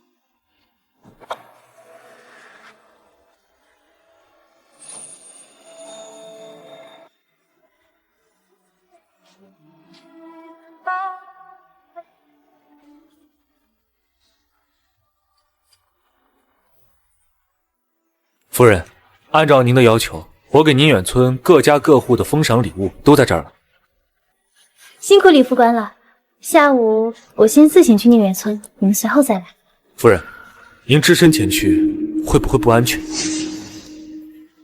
宁远村是我生活了10几年的地方，怎么会不安全？夫人，这是我军召集信号的穿云箭，您只身前去，若是有何危机，向天发射，属下会立刻带兵前去。好。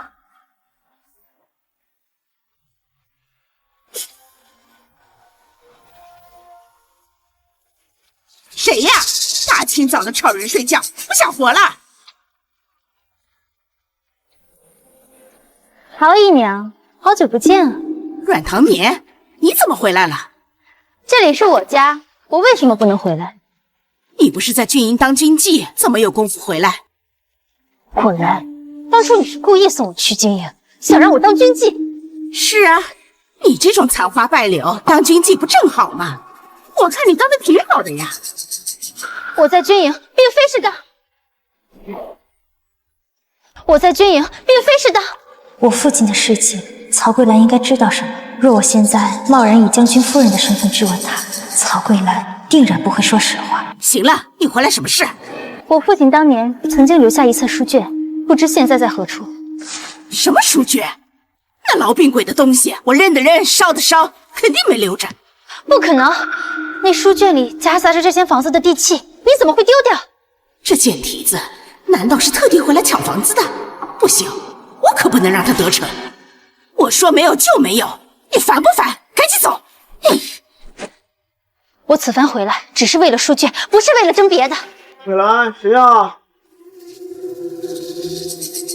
还书？你们是什么时候勾搭到一起的？你说什么呢？你嘴巴放干净点！我跟老柴什么事都没有。桂兰，你这话什么意思？之前不是你跟我说的，你跟我好这房子，我俩一人一半吗？什么？这是我爹的房子，你凭什么给别人？你爹都不知道死了多少年了，骨头埋在地里，怕是都散架了。我还顾及你爹？我呸！眼下这房子是我的，我想给谁就给谁。难怪当初这么着急把我送去军营，难怪我回来你如此心虚，原来心里早就有了这个打算。你想怎么样？我现在就把你们的丑事宣扬出去，让他们都看清你们的真面目。进去！你给我老实点儿！你要干什么？我警告你别乱来，不然后果自负！你还敢威胁我？你不过是个伺候氏族的小蹄子，你有什么能耐来威胁我？放开我！那个贱人，居然还敢咬我！你居然还敢咬我！桂兰，你说怎么处理这丫头？只有死人才不会说话，当然送他去死啊！那不然呢？让他知道我们两个人的事情身败名裂吗？可是这光天化日之下杀人，要是被别人知道了，我们岂不是大祸临头啊？怕什么？我之前同村里人讲，他去外地谋生路，好些时间回不来。今天就算他死在这个院子里，也无人知晓。再说了，她是阮康成唯一的女儿，只要她活着一天，这房子就有她一分。你得为咱们未来想想。你要是敢动我一番，我让你们死无葬身之地！小娼妇，死到临头还敢咒我！之前把你卖到军营去，是老娘对你的恩赐，现如今可是你亲自送上门找死的，别怪我。老柴还不动手？他死了，那房子就彻底是咱们俩的了。你说的对，快去拿绳子来。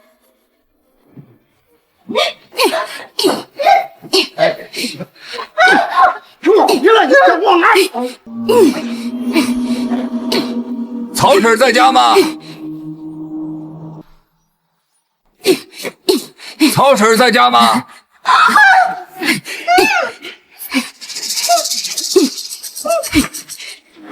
在呢。村长，您找我有什么事吗？我们宁远村呐有桩大事儿，这将军夫人呐要回村省亲，并且啊还要封赏我们宁远村呐。是吗？听说啊，还给我们每家每户都准备了厚礼，所以我这特地来叫你去村口集合，等赏赐呢。好好，我收拾下就去啊。别过来！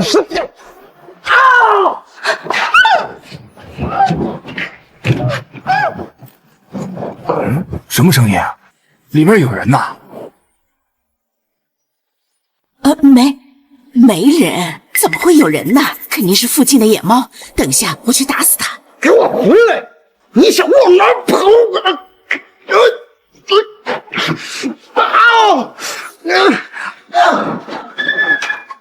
村长，救我！唐眠，你怎么会在这里啊？村长，曹桂兰勾结他的奸夫，想要害死我，好独占我爹的房子。什么？哎呀，家门不幸呀！常言说家丑不可外扬，这件事我们不想人人都知道，只是，哎呀，什么事儿啊？像我曹桂兰累死累活一辈子，膝下只有唐眠这一个女儿，不求她飞黄腾达，只求她本本分分做个正经人。没成想她竟做出这么不要脸的事情来。此话怎讲？先前我以为唐眠这丫头是出去做正经营生了，结果她勾引老柴不成，敲诈勒索老柴来着。老柴没了法子，带着阮唐眠找上门来。曹桂兰，你血口喷人！我血口喷人？老柴，你说。阮唐眠突然说要嫁给我。村长，你也知道我年纪大了，无儿无女，也没娶上个媳妇，自然也就高兴地答应了下来。没想到啊，他竟然想勒索我的钱，简直是信口开河！我也有夫婿，何须勾引你这种人？你哪来的夫婿？军营里伺候士卒伺候来的？什么？伺候士卒？唐眠，你不会是……没错，他就是在军营里当军机。唐眠呀，唐眠，你是从小我看着长大的，你怎么能做出这种丢人的事情来呀？二位有所不知啊，镇北大将军军营中最忌讳这种军机，他只是冒着杀头的风险赚银子。若是被将军知道了，我们整个宁远村会受到牵连的。那可如何是好啊？那大将军的夫人马上就要回来了，若是让他瞧见咱们宁远村出了这么个败类，咱们全村岂不是就要颜面扫地了？村长，村长，趁夫人未到，我们先处死了这个小贱人，将功补过。你觉得该如何处置啊？对付这种不知廉耻的小贱人，就应该当众点天灯。点天灯？什么是点天灯？就是倒点人油啦，将那犯事儿的人呐用麻布包裹，再泼上油蜡，头下、脚上拴在挺高的一根木杆上，从脚上点燃。你这贱皮，毁我宁远村声誉，可就得这么办。村长，我们10几年的乡里，你就要因为曹桂兰的几句话，就要让我点天灯？怎么不服？村长，若你们真的轻信了这对狗男女的话，将我点天灯，恐怕整个宁远村都会因为你而死无葬身之地。若是让将军夫人看到了，没了赏赐，可是得不偿失啊！你吓唬谁呢？就照你说的办吧。村长，你自己不知廉耻，就别怪我无情。好，那既然如此，没有必要给你们留情面。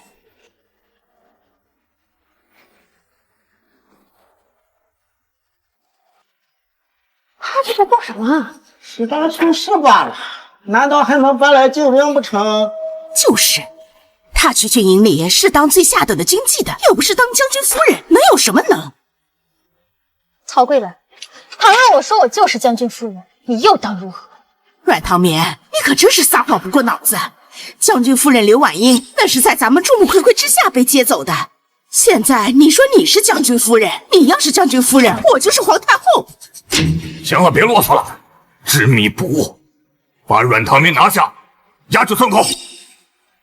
是，我真是镇北大将军夫人，你若不信，去军中一问便知。你是将军夫人，那刘婉英又算什么？她可是李副将亲自认定的，她就是冒名顶替的，就连那个孩子也不要非她所处。你是不是想说那孩子是你的？哼，做什么青天白日梦呢？你的孩子我早弄死了。行了，别啰嗦了，赶紧把他押走，一会儿将军夫人马上就到，时间耽搁不得。押走！你们会后悔的。走。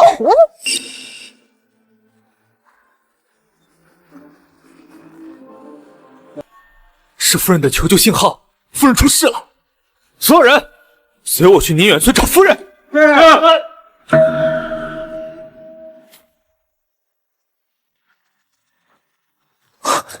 将军，夫人出事了。夫人执意要只身前往宁远村，属下担心夫人会出什么意外，便赠予了她穿云箭。刚才看到穿云箭的信号，想来定是夫人出事了。上马，去宁远村。是。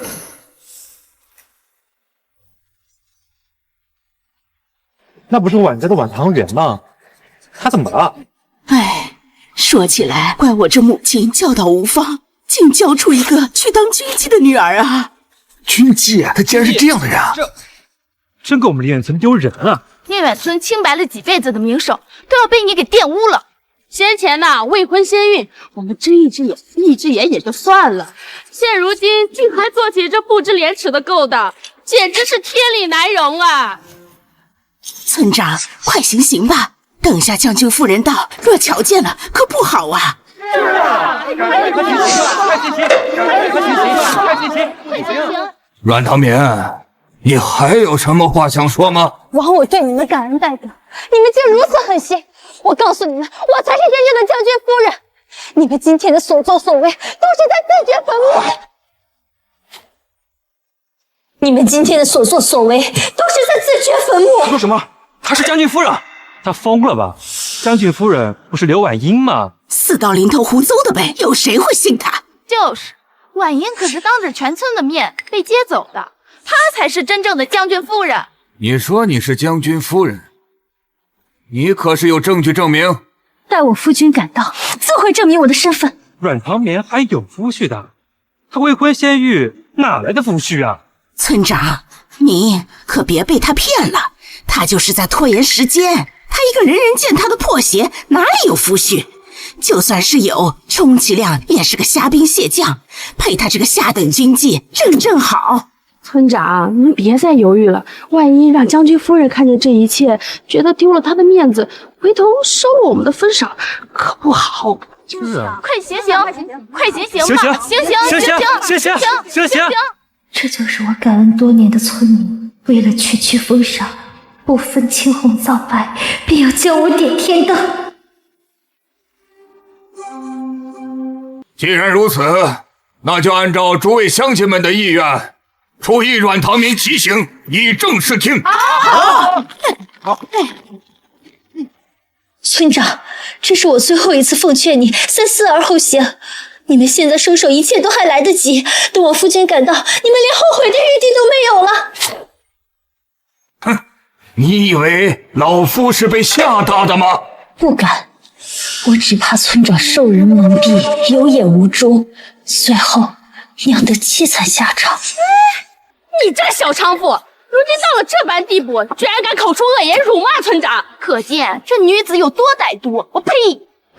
冥顽不灵！来人，泼油了！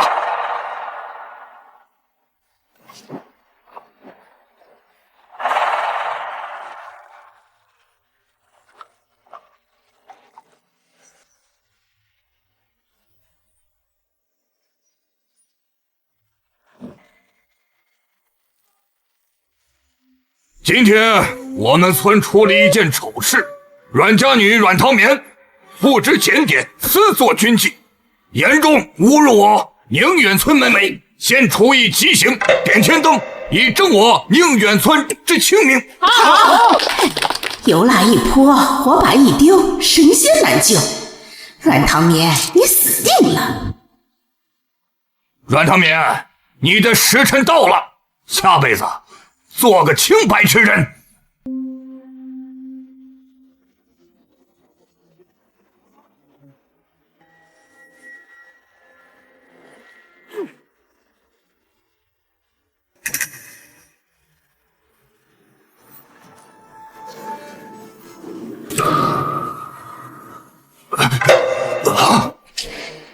谁敢动我夫人？谁敢动我夫人？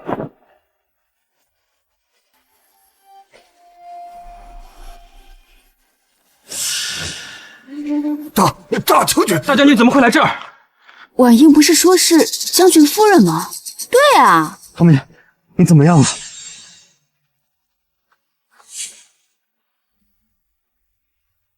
你们好大的胆子，居然敢对大将军夫人用刑，都不想活了吗？什么？大将军夫人？阮唐眠就是我们大将军夫人。不可能！将军夫人不是刘婉英吗？怎么又变成阮唐眠了？刘婉英冒名顶替将军夫人，早已伏诛。哎呀！小的有眼无珠啊，错把将军夫人当成下等军妓，还望将军海涵。本将军捧在手心的女人，你们却对她动手打骂，真是罪无可恕。来人，将他们全部羁押，听候发落。来人，将他们全部羁押，听候发落。是。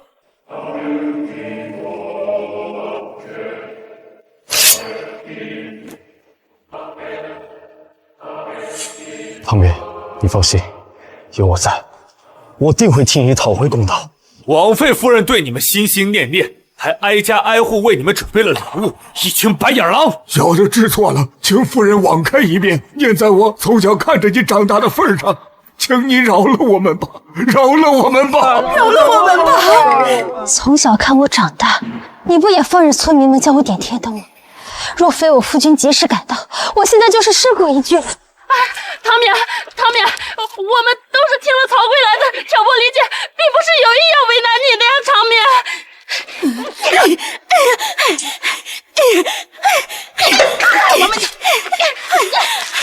唐敏，你饶我吧，唐敏，我们不是有意的。将军，曹桂兰霸占我爹的房子，与人私通被我发现，还颠倒是非黑白，想要污蔑我，还请将军发落。李乾，将曹桂兰拿下，拖出去，乱棍打死！将曹桂兰拿下，拖出去，乱棍打死！是，带走。唐眠饶命啊！唐眠饶命啊！唐眠饶命！李副将，这些人以下犯上滥用私刑，该如何处置？按照我朝律令，上责50，流放岭南。抓起来，带走。辛苦你处理这些人了。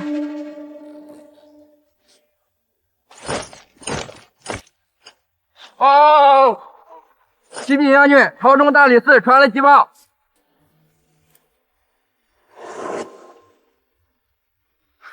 唐明，你看，是你听了定会高兴的消息。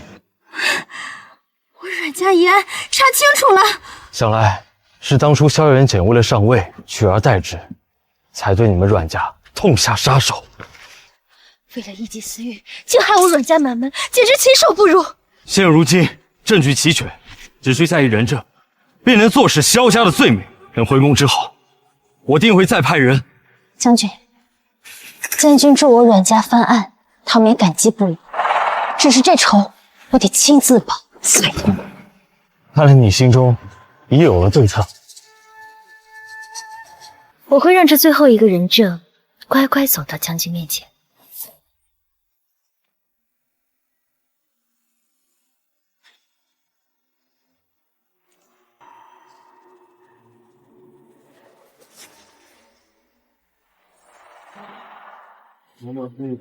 娘娘，贵妃娘娘，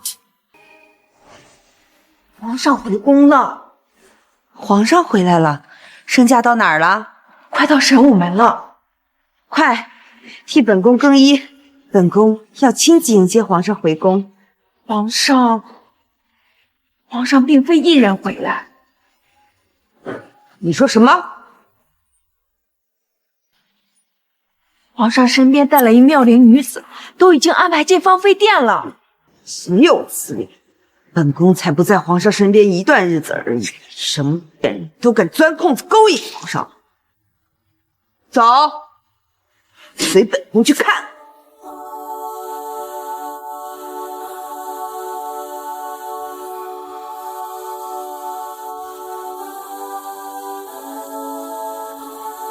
再见，皇后娘娘。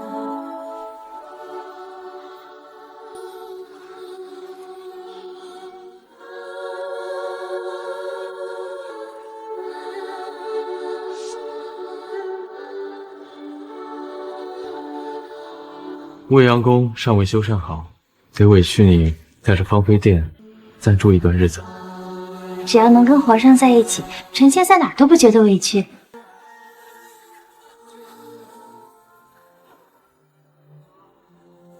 皇上，臣妾还有一个不情之请。你说，只要朕能做到，朕一定为你办到。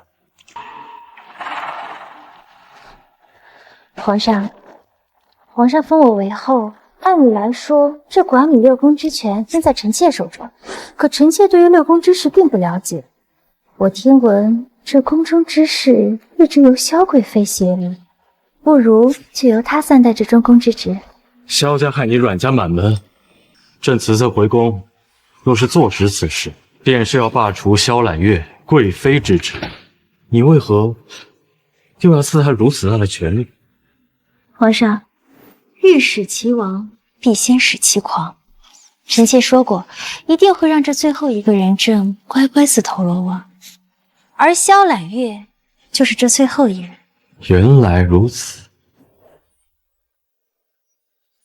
好，都依你。来人，拟旨，赐萧贵妃暂代中宫之职。是。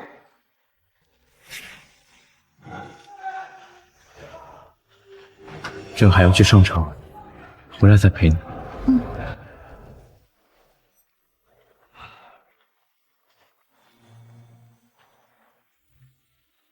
娘娘，奴婢名叫素心，是这芳菲殿的宫女。从今以后，由我来伺候您的起居。娘娘舟车劳顿，要不先休息片刻？怕是还休息不了。这芳菲殿马上就要有贵客临门了。娘娘说的是？贵妃驾到！贵妃驾到！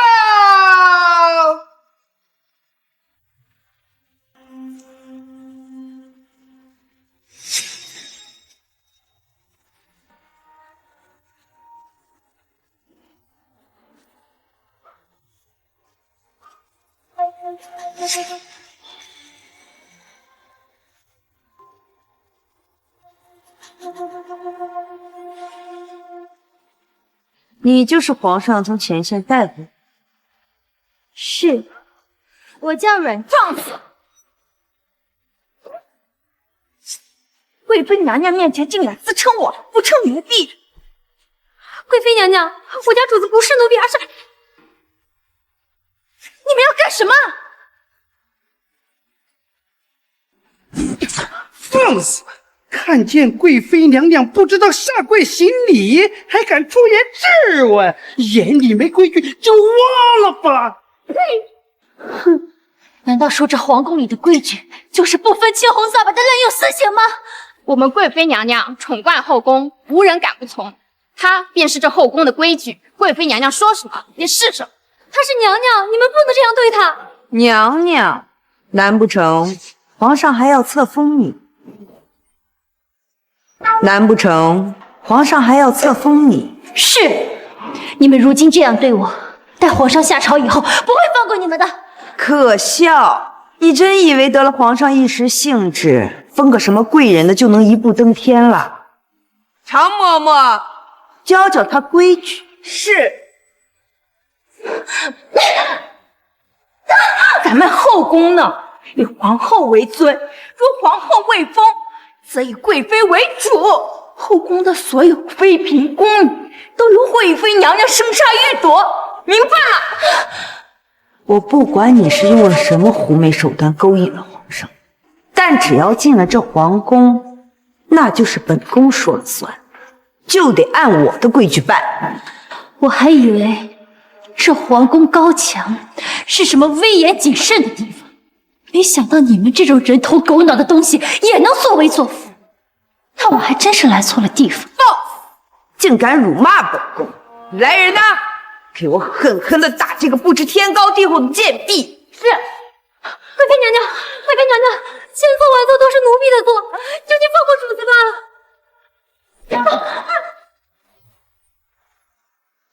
你说什么东西？娘娘跟前也有你擦边的话吗？看我撕了你的嘴！不知分寸的奴婢，把他给我赶出去！苏心，天子脚下，你们怎敢如此无法无天？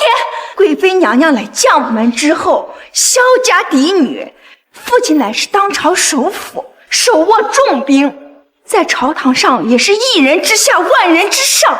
别说处死你一个贱婢了，就算是诛你九族，也没人敢说半个字。首辅，那是阮家首辅之后的新一任首辅。不错，先帝念本宫父亲检举阮家有功，特意封为首辅。怎么，你有异议呀？那你可知道我是谁？你能是谁？你顶多贱婢一个。我本名阮唐年，前朝首辅阮吉文是我亲祖父。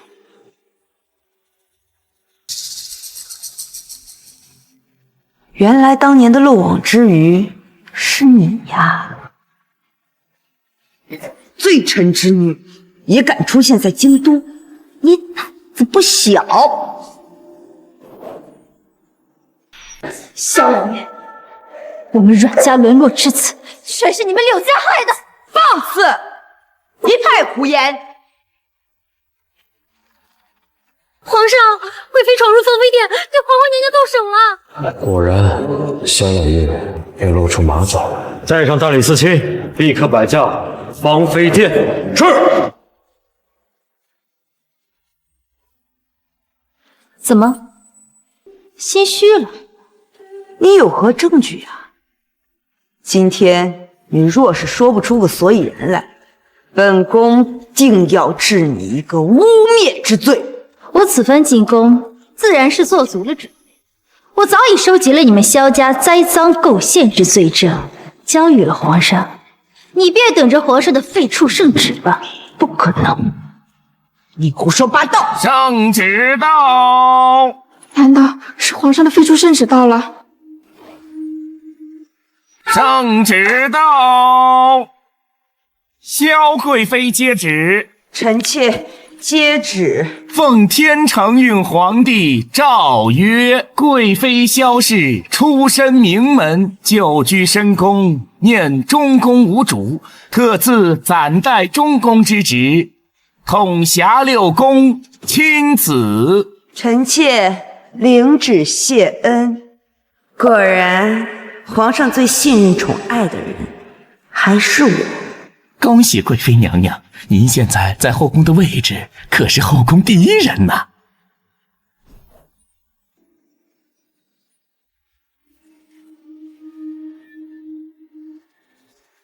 恭喜贵妃娘娘，恭喜景阳宫！保不齐再过些日子，贵妃娘娘就要变成皇后娘娘了。常嬷嬷，你好大的胆子呀！你这可是在揣度圣意呀！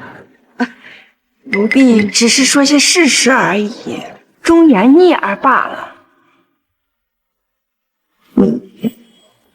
阮唐绵，你不是说皇上会废除本宫吗？看来啊，你的话皇上也不很放在心上呀。萧家在前朝根基深厚，贵妃娘娘又得皇上宠爱，怎么会因为你一个贱婢的一面之词就怀疑萧家呢？不错，萧世来是前朝第一世族，不是什么名不见经传的小货色，随便说几句就能动摇的。你给本宫看清楚了，你说的话，皇上都不会相信。你的一切付出都是徒劳。不可能，皇上一定是误会了，我要亲自去找皇上说清楚。不安分的东西，还想着第二次出去给皇上告状。我告诉你，休想！娘娘，你已经是一人之下，万人之上了。照我看，不如在这直接了结了他，省得他再兴风作浪。没错，娘娘，斩草不除根，春风吹又生啊。本宫要是没记错的话，你是阮家唯一的孤女了吧？你想干什么？别急，你说本宫若是此刻杀了你，把你埋到乱葬岗，那这个世界上就没有什么事情能够威胁到我萧家了。哈哈，死无对证。萧揽月，你承认了是吧？当年阮家一案就是你们萧家干的。是啊，阮家文字狱一事就是我父亲的手笔，谁让你那个老不死的祖父处处压我父亲一头，害得我父亲有无出头之日。我祖父对萧元简有知遇之恩，你们才能如此恩将仇报。什么恩将仇报？官场斗争，一切如此，不是你死就是我亡。我倒是很欣赏我父亲这种当断则断，干净利索的了结了阮家。你别这么瞧着本宫，我实话告诉你，那本诗集就是本宫母亲亲自抄录的。那个呀，就是送你们阮家下地狱的催命符。毒妇，你会遭报应的！你说完了吗？你说完了，本宫就要送你去和你的家人团聚。你敢？本宫有什么不敢的？本宫现在统领6宫，位通皇后，处死你一个无名无分的贱婢，易如反掌。是吗？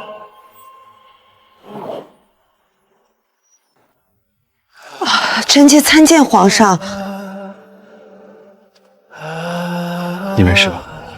皇上来得及时，臣妾自然无事。辛苦你了。萧揽月，你好大的胆子，竟然敢对朕的皇后动手！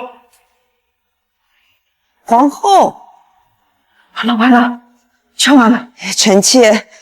臣妾不知他的身份，他冲撞臣妾，还诋毁臣妾的母家，臣妾也是一时气急了，才命人动的手，请皇上明鉴呀。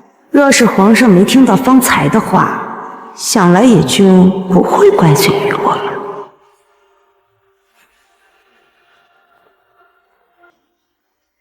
不知皇上是何时来的芳菲殿？在你将萧家罪证一一陈述之时。萧揽月，你可知罪？臣妾知错，臣妾只是一时失言，请皇上宽宥。一时失言？是，臣妾刚才说的都是气话，都是他引导臣妾说了这些话，你万万不能相信他呀！臣妾的母家在前朝为皇上鞠躬尽瘁，死而后已，绝不会做这种欺君罔上之事。鞠躬尽瘁，死而后已，是吗？启禀皇上，关于阮家旧案的疑点，微臣已搜集完毕。萧元简曾为阮籍文的学生，常怀才不遇，记恨阮家，得先帝青睐，未能取而代之，而将谋反失策藏于阮家书房，栽赃陷害，亲为口供如上。皇上，这是污蔑！污蔑！臣妾父亲绝不会做这种事。方才朕听得清清楚楚，难道这也诬陷于言？如今人证物证都在，你再狡舌如簧，也抵赖不得。是你是你设计的，对不对？不错。阮唐年，你好狠毒的心思呀！是你设计了这个圈套，让本公尊。若小人不知，除非己莫为。若你萧家真的清白无辜，我设计千万个圈套，你们也钻不进去。李将军，限购重臣，欺君罔上，该当何罪？按照我朝律令，获连9族，秋后问斩。善恶得报终有时，这是你们萧家欠我。皇上，臣妾为您打理后宫多年，没有功劳也有苦劳。您看在臣妾的份上，求你宽恕臣妾的母家，臣妾甘愿受罚。太迟了，你们萧家在前朝祸乱朝纲多年，外头早已无以废他，朕怎能轻易饶得了你？是非对错，大理寺自会定。来人，将萧贵妃以及萧家众人押入大理寺，听候发落。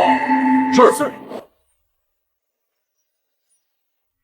皇上不能这么对臣妾，皇上，臣妾陪了你6年，您怎能如此不顾旧情啊，皇上！祖父、父亲，你们在天之灵可以瞑目了。